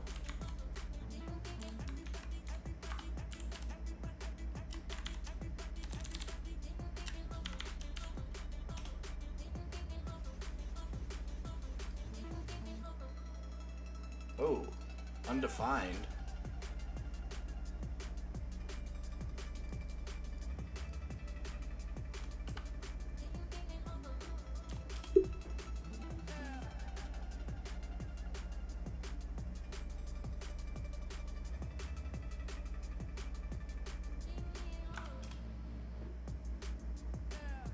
Now it's not sending that one.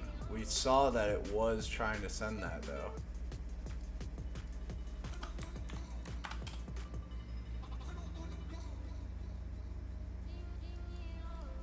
And look at that, now that's getting sent. I don't know if that's... No, it's not on object prototype. What if we close that again and then check our object? Can't set prototype of this object. Okay.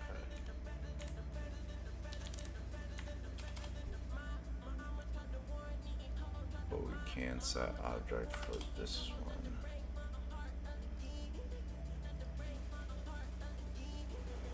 Everybody.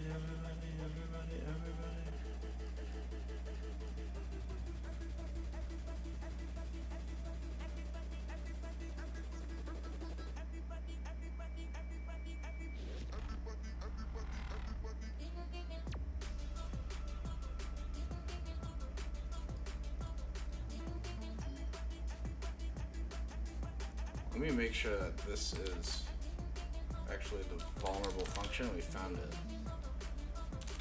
This vulnerable to prototype pollution by injecting into URL transport _URL. I'm trying to learn. So teaching. School me, chat. Specific snippet is not meaningfully exploitable.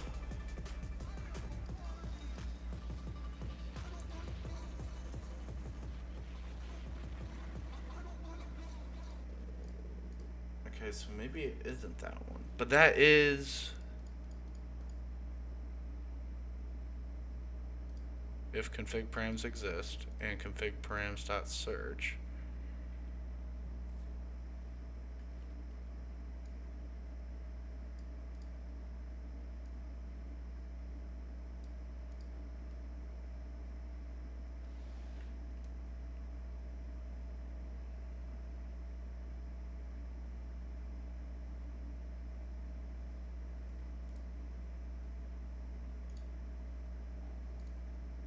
What's going on?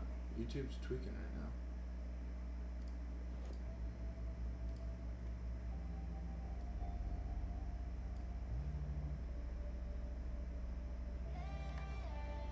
Search logger.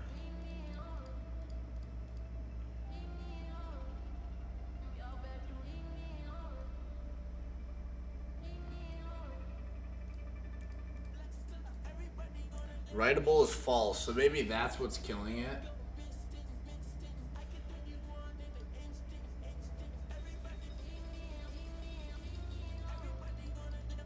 It's defined, it's non-configurable, it's non-writable.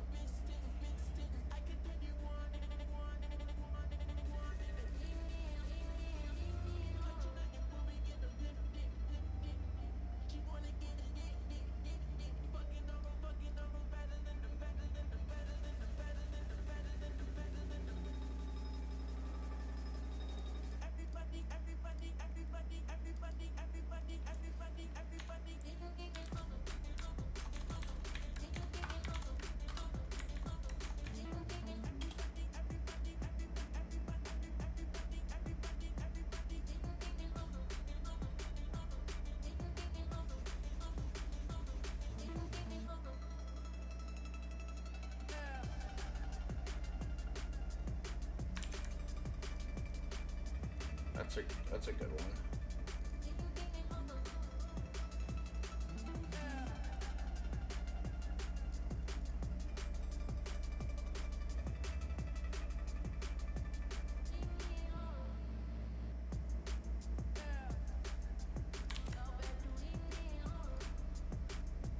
And then you can test it. That worked.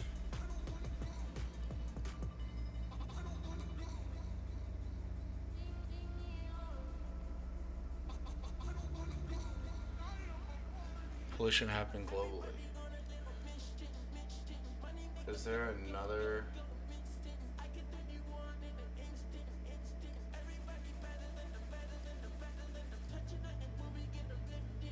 WebSocket. Oh. That's just telling it if we solved it or not. Okay. dparam.js.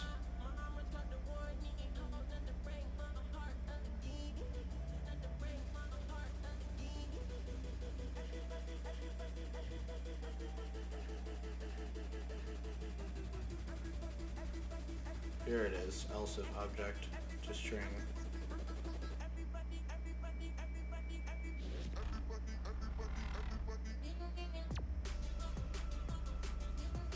If param length equals 2,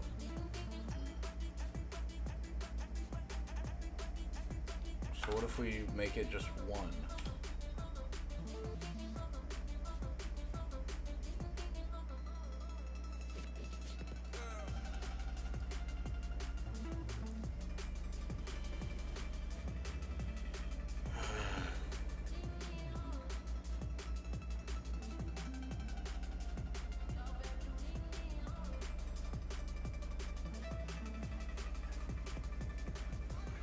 I know that we could use the burp browser and it would solve it right away. That kind of ruins the fun though.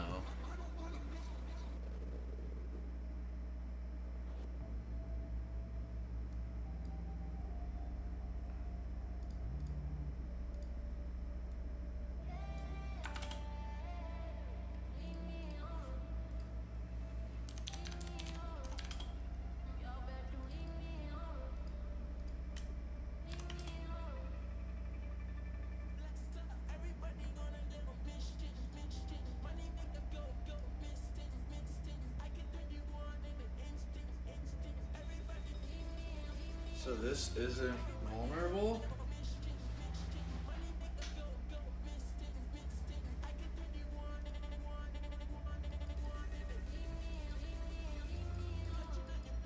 Identify a gadget property. Find a source that you can use to add arbitrary properties to the global.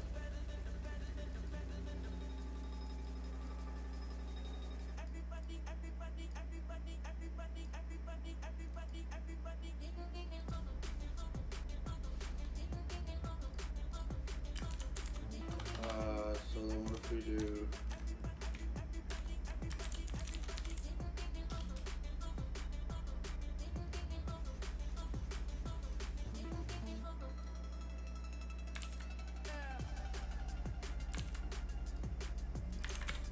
how to do these two steps? I found transport underscore URL.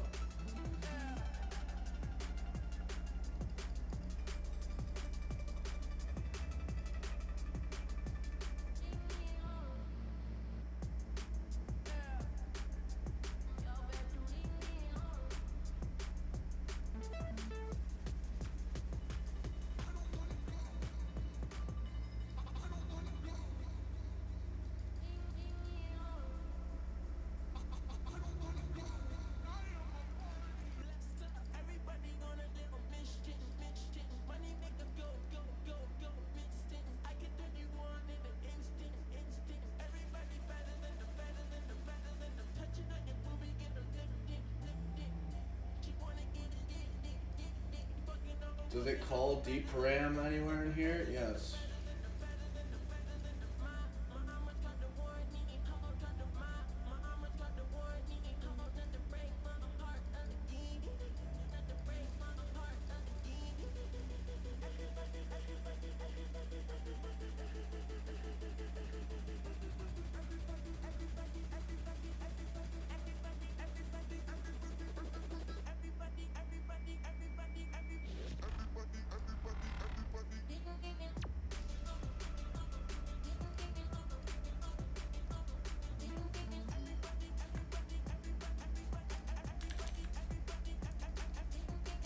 Dparam is this. Let's see what it says about dparam. Current key, while I is less than pretty much length of keys. Try current key, else keys I plus 1, move to the next one, and keys I plus 1 isn't empty.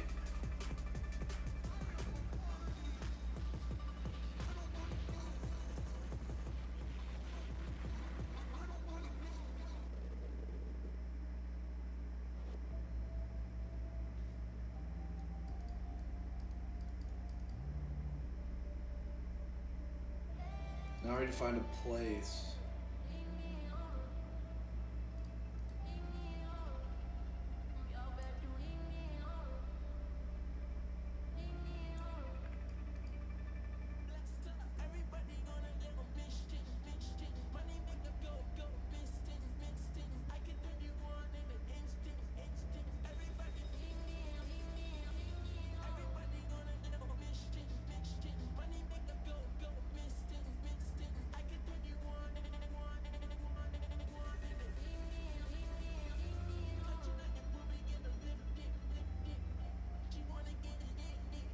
So let's just give it an example. Let's say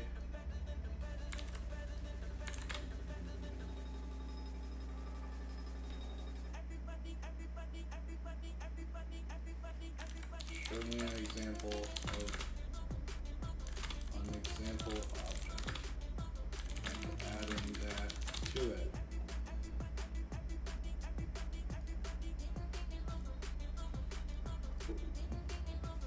Dparam is getting called. Imagine this exists on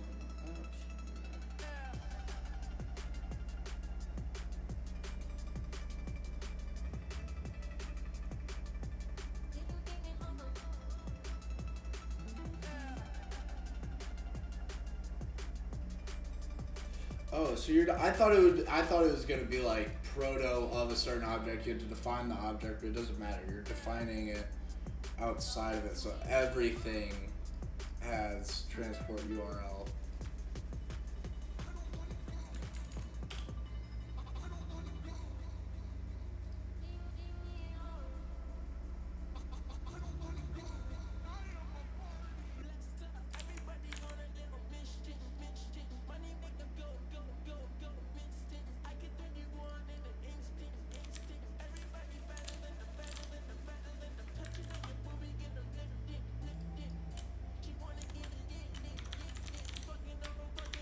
Proto transport underscore URL equals data, comma, alert 1, data semicolon, alert 1, and comment out.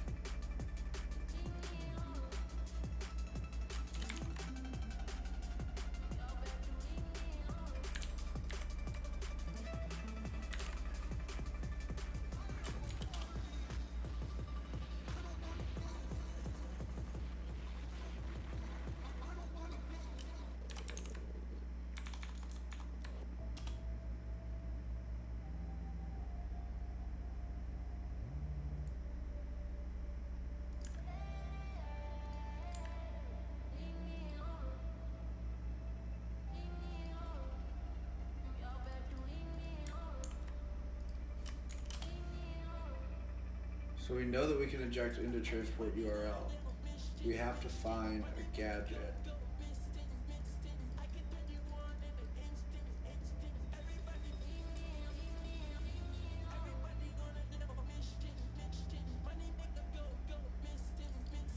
Alright, so here, I don't want to go down too far and give it away. In the browser DevTools panels, go to the sources, study the JavaScript files that are loaded. There it is. Search configurable JS. Notice that config object transport URL property. This is used to dynamically append a script. Observe that a transport property is defined for the config object, so that doesn't appear to be vulnerable. Observe that the next line uses object.defineProperty method to make the transport URL unwritable and unconfigurable. However, notice it doesn't define a value property. A value property.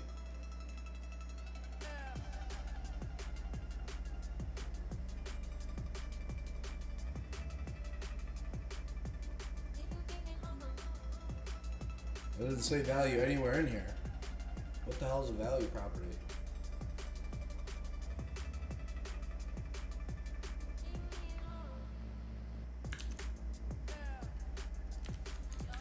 What is a value property?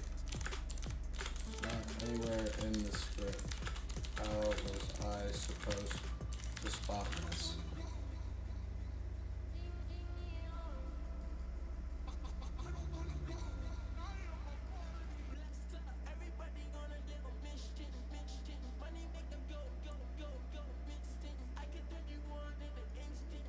This is where accessor versus data property confusion comes in. There are two types of properties. Data property, accessor property. You cannot mix value writable with get set. There are different property types. The trick you're supposed to notice. The vulnerability only works if transport URL is not defined before freezing, or it's converted to an accessor, or something replaced it with a prototype before defined property ran. But in your code, let config equals transport URL is defined property. Property exists.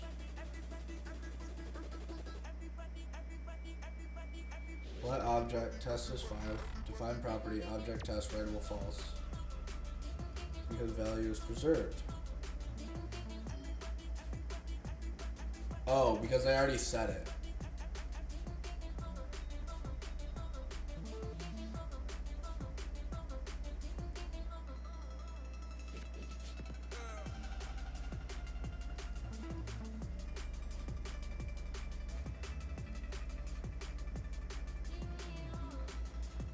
So you're supposed to find where transport URL is used in other places, like dparam.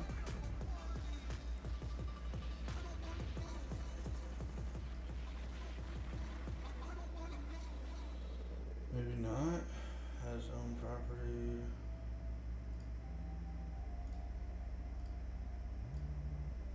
Is that not it?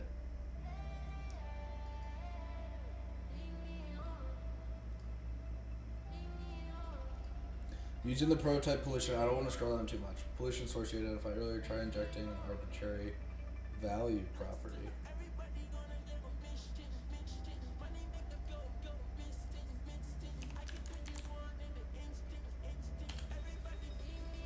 Holy shit, what?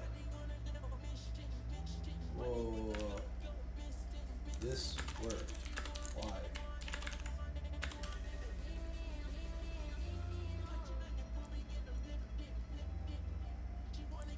Objects not defined property. Configurable false, writable false, but we still wrote to it. Notice something very important. They did not specify value, they did not specify get, they did not specify set. So JavaScript preserves whatever descriptor existed at that moment.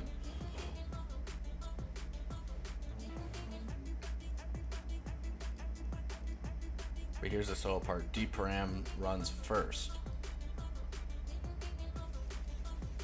Then during the dparam execution, object proto value data alert 1. Oh. So it inherits it, which means all objects prototype values are set to this. The lab is exploiting how define property works. When you call object.defineProperty, config transport URL writable is false, JavaScript internally does something like get the existing property descriptor, modify writable configurable flags, redefine it. During that internal operation, JavaScript may consult inherited descriptor values. If the descriptor object itself inherits a polluted value property, JavaScript can pick that up. You polluted object.prototype value, so when the property descriptor object is interpreted, the engine sees descriptor.value data alert 1, even though it wasn't explicitly specified. Because property descriptors are just normal objects, when you pass configurable false, writable false, the object inherits from object.prototype. So the descriptor effectively becomes configurable false, writable false value, and that overrides transport URL. This is called prototype pollution of property descriptor objects.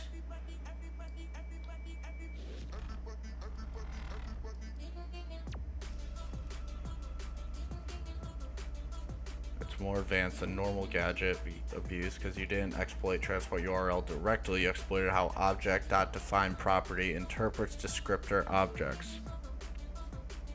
Before pollution, descriptor equals this, descriptor value is undefined. After pollution, so JS thinks value is present and applies it. Oh, so does that mean that when we solved it, did it forward? It got the transport URL right there.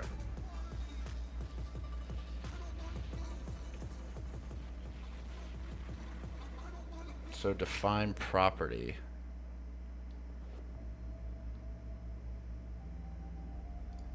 Interesting.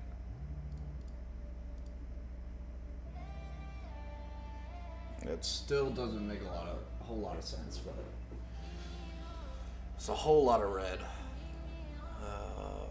Let's continue learning.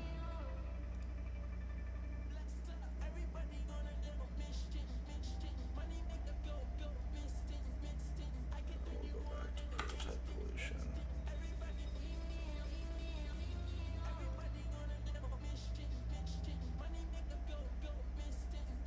Where the hell are we?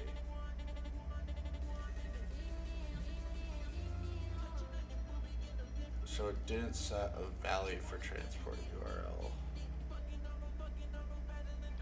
Why is this all server side? Why don't we just go to all content?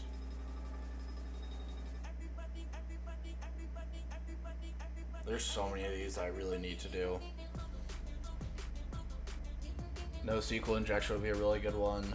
Web cache deception. Insecurity serialization is very important. But we are focusing on, can I read? Proto.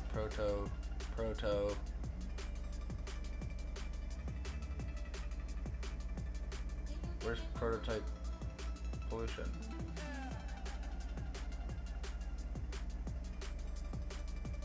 There it is, Jesus. Client-side prototype pollution via browser APIs because it's calling to transport.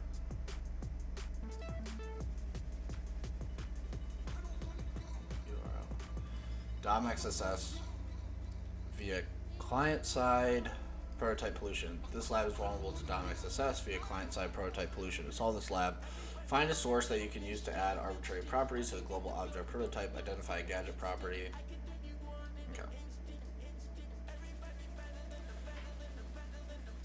one payload at a time. Are we still up on YouTube? Yes.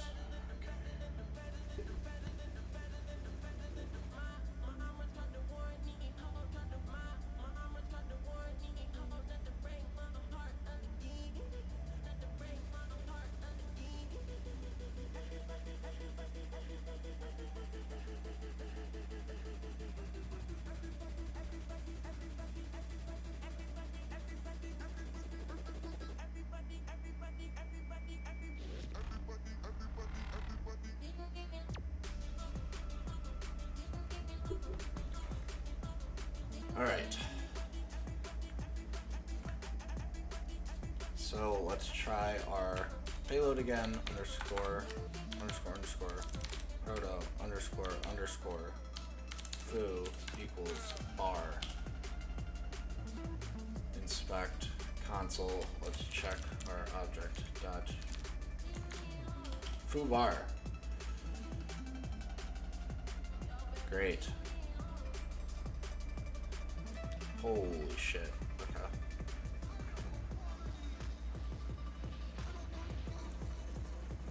Here's search logger JS again.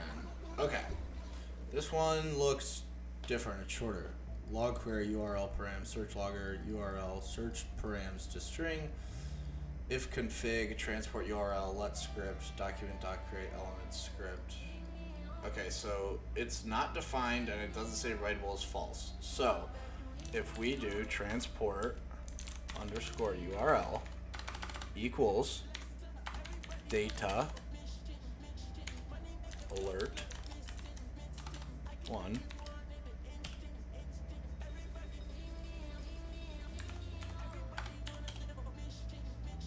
it worked. And that was because they should have started with this one before. I felt like the one before this was harder.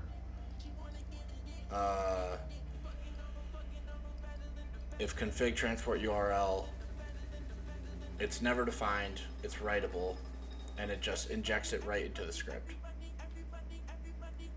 This also makes sense why JavaScript gets deobfuscated, because if you could just read it like this, it would be really easy to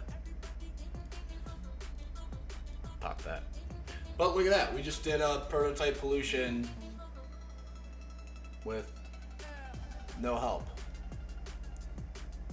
One child at a time. DOM.XSS via an alternative prototype pollution vector. Find a source that you can use to add arbitrary properties to the global object prototype. Identify the gadget property that allows you to execute arbitrary JavaScript. Combine these to call alert. I really want to use the hint.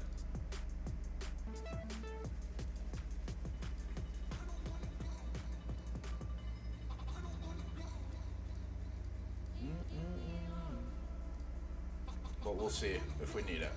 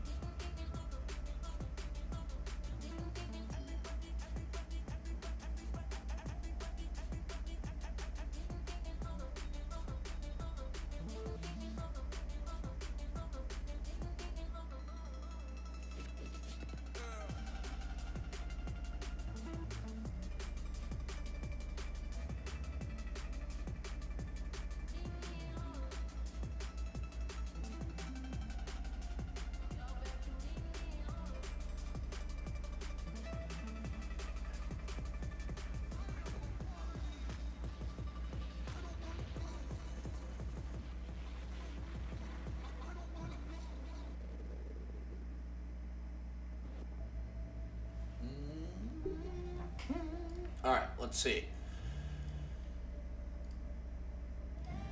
We gotta change this. I love that song, but YouTube's gonna get on our butt, and I know that this soundtrack won't get flagged. All right. Reload via alternative prototype pollution vector. So it's DOM.XSS, but through a different vector. Meaning, I assume this is not going to work. proto foo equals bar object dot correct. That was not right. So what if we bracket both of them and we run the same thing? Nope.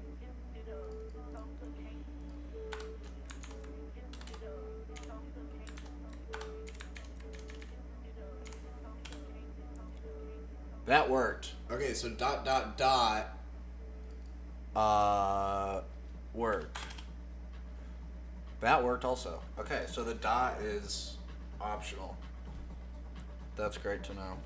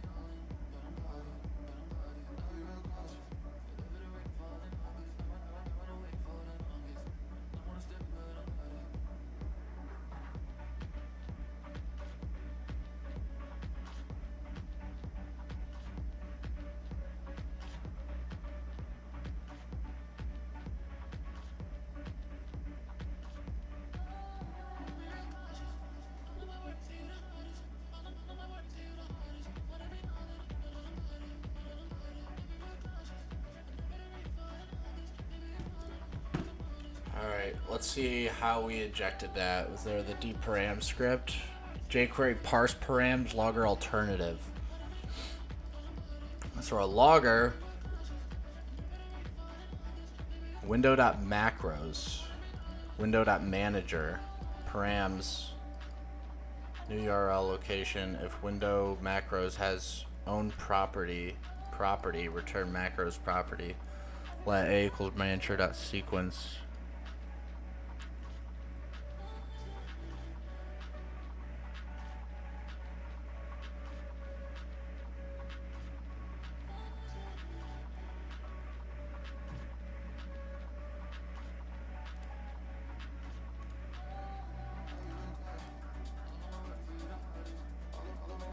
Add a URL parser to jQuery that returns an object. This function is meant to be used with the URL, like the window location. Use parse params to parse the window location. Simple variable, object, array, array with index, nested objects, all together.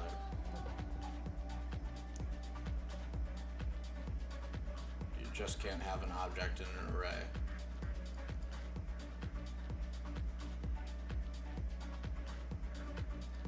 So that worked. Objects. If eval, if manager.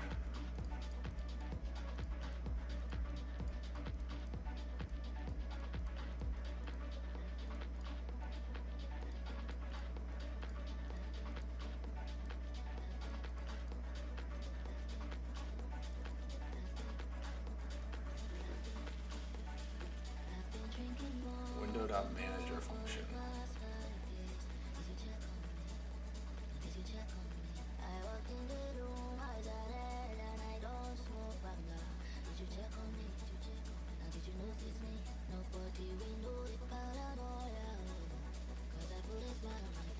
This eval statement is what we're injecting into sequence, maybe.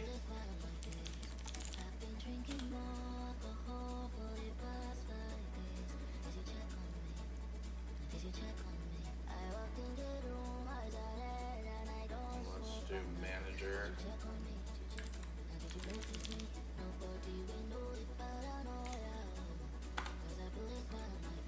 Equals bar 1. Look at that.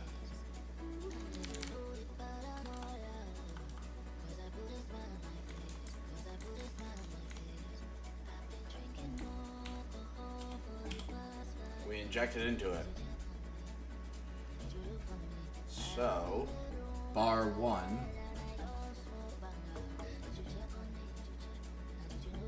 And it just appends 1 to it.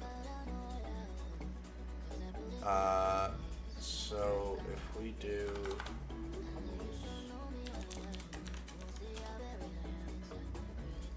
We might have to do the data trick again. Data bam bam.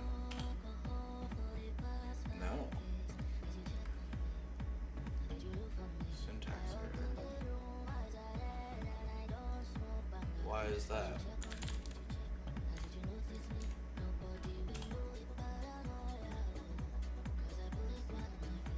XSS inside eval statement.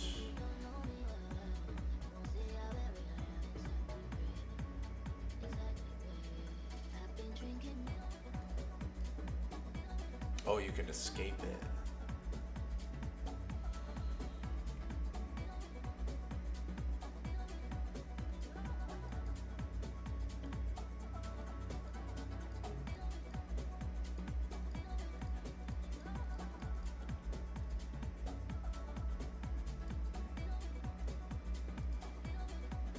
Can we inject also into... No.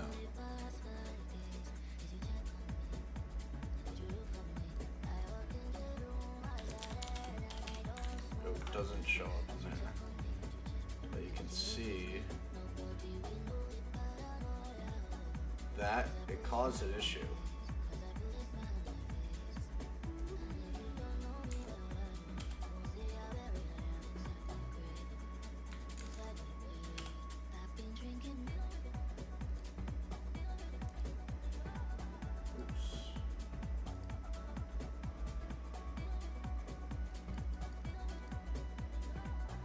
Why?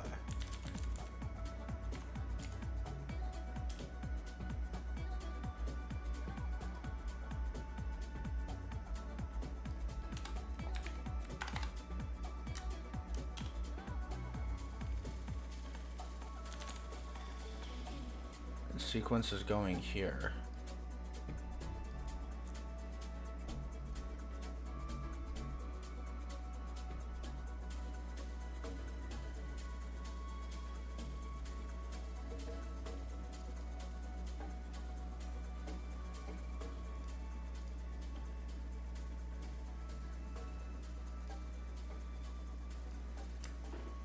What if we do this?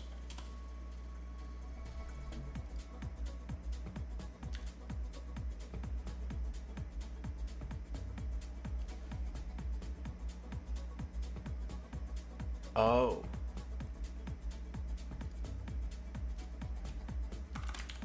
If we do that.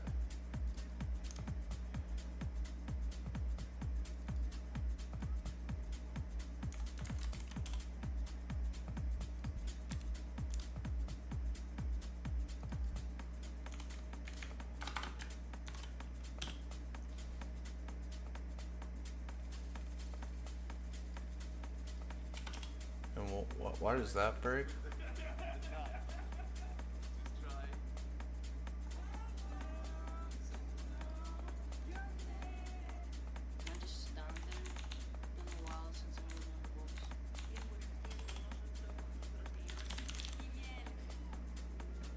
We're injecting into an eval.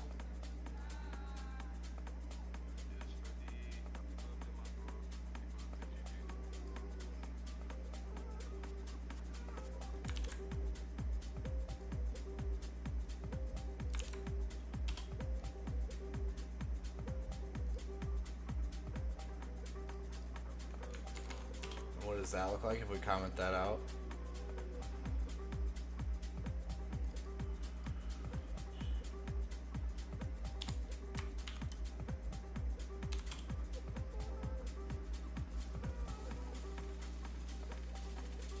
Literal not terminated before end of script.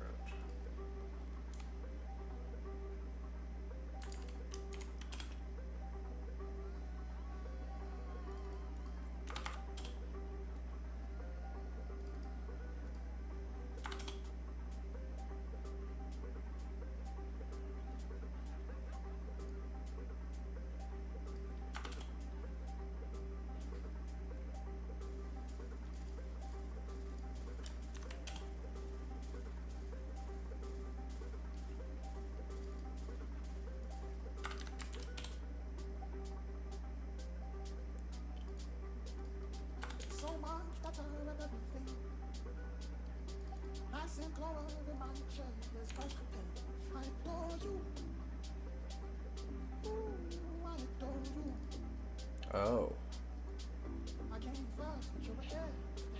And then what if we comment that out?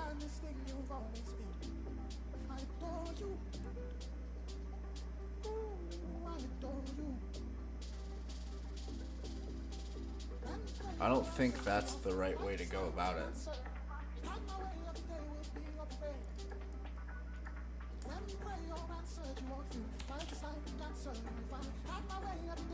Oh, I thought that would have been it.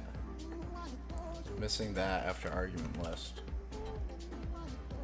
Missing that in compound statement. Oh, look at that. Fa! Did we overcomplicate this? Yeah. We just fully escaped out of...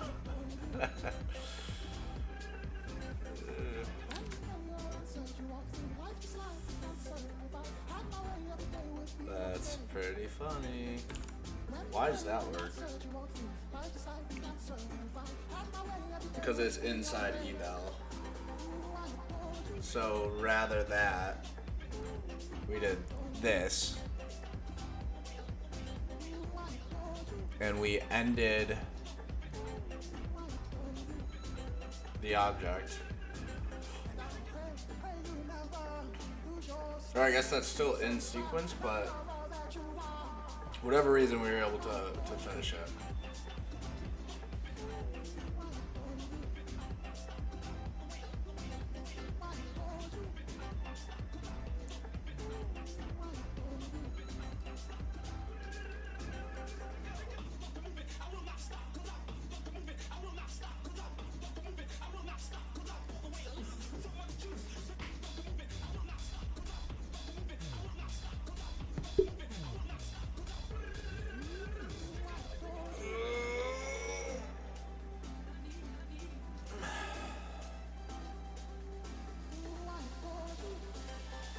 Alright, we've done 2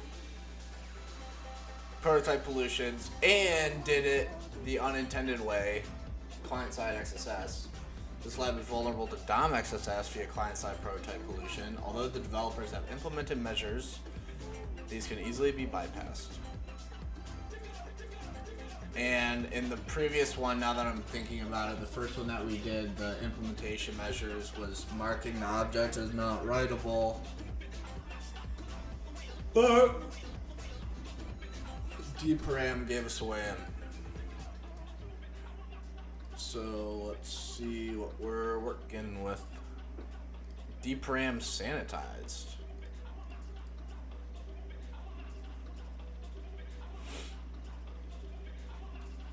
Split keys.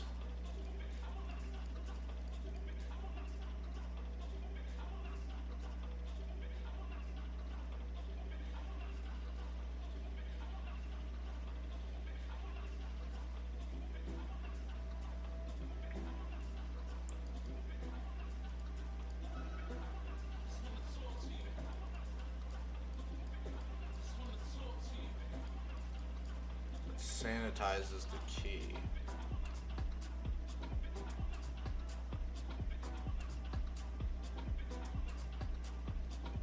Okay, so well, let's start with our enumeration. Foo equals bar, and we'll do objects dot prototype,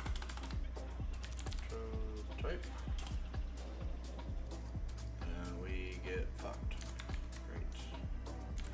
What if we double that?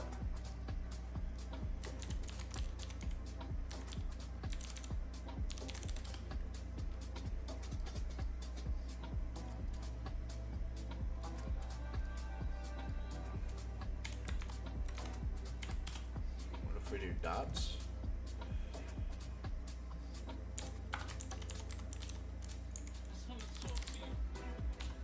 Nope. Why?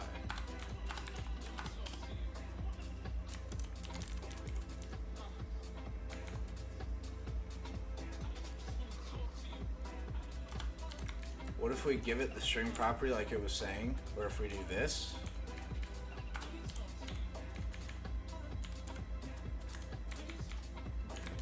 Proto? Is that a thing?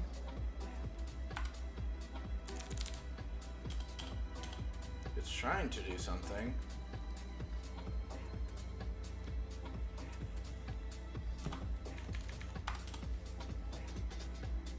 Can't access property or replace all.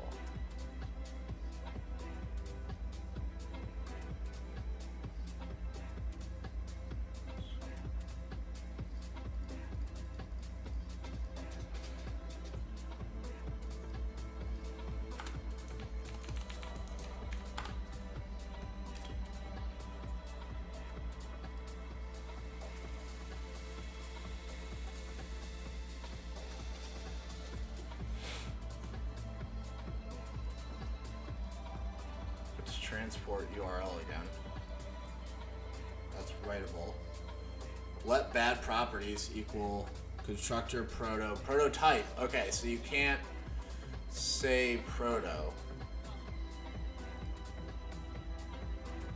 So let's ask chat. What are other ways to access proto properties if word prototype and proto are blacklisted? What up, Frankie?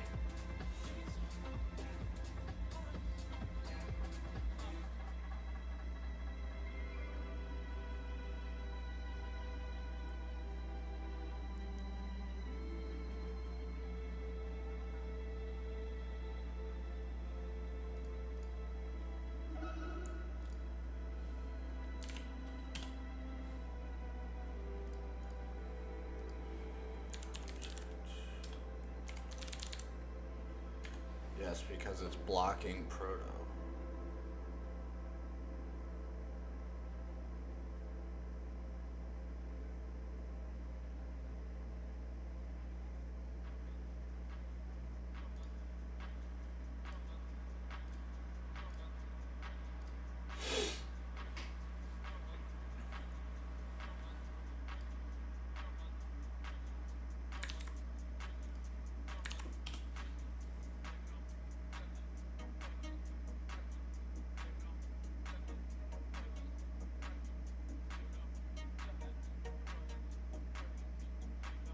You can just capitalize it? Really?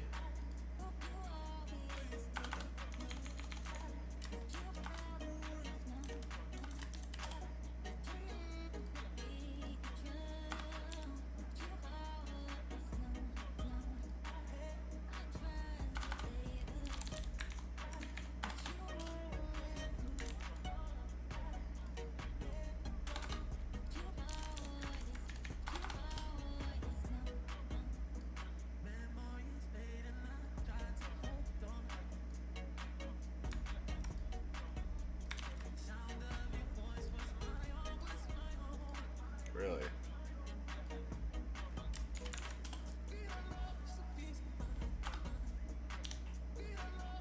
That doesn't work.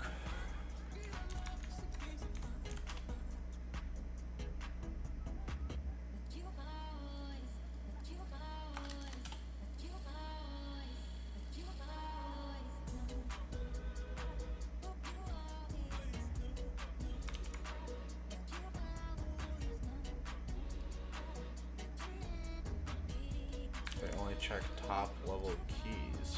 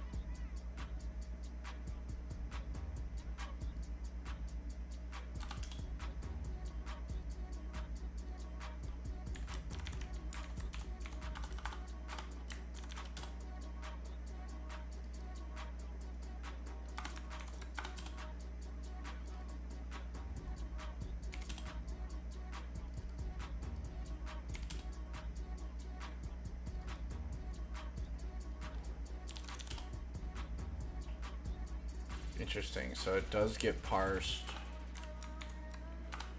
when it does this.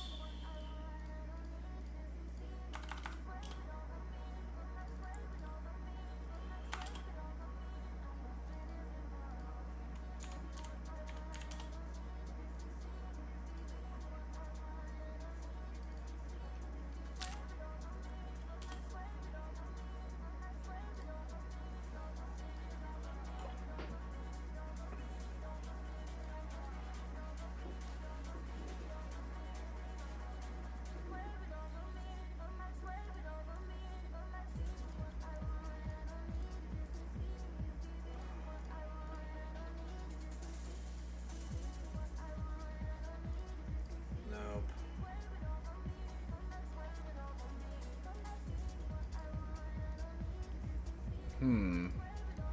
We had to come up with a creative way. Prototype pollution, WAF, bypass, payloads.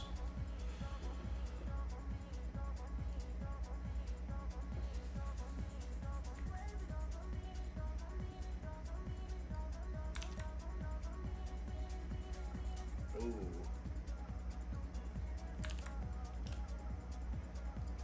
Oh, look at that. That worked. Nested sanitization bypass. That's great. So it scratches this. Oh man, this is like the recursive one in cross-site scripting, like when they remove script tags. But if you put str ipt around the outside of scripts, and it's not recursive, it'll pull out the initial script and put in Another working script tag. That's cool. And we're doing transport URL, which is writable. And we can do data, boom, comma. We don't need to define the type because we're injecting into a script, so we should be able to just say alert one. Nice.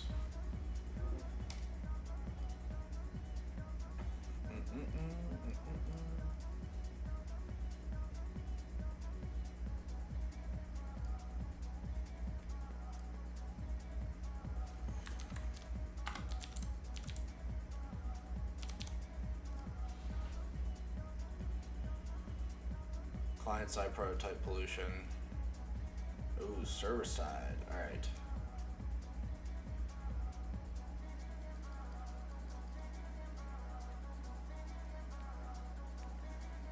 I'm gonna have to go here in a second.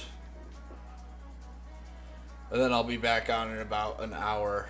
Actually, I'm just gonna call it right now. I'm gonna leave all this. and I will be back in probably an hour, hour and a half. We're starting to get more comfortable with prototype pollution. Nice. This has been on the bucket list of things to do for a while, so I'm glad we're actively getting after it and tackling this, because every single CTF tournament, it's almost always client side,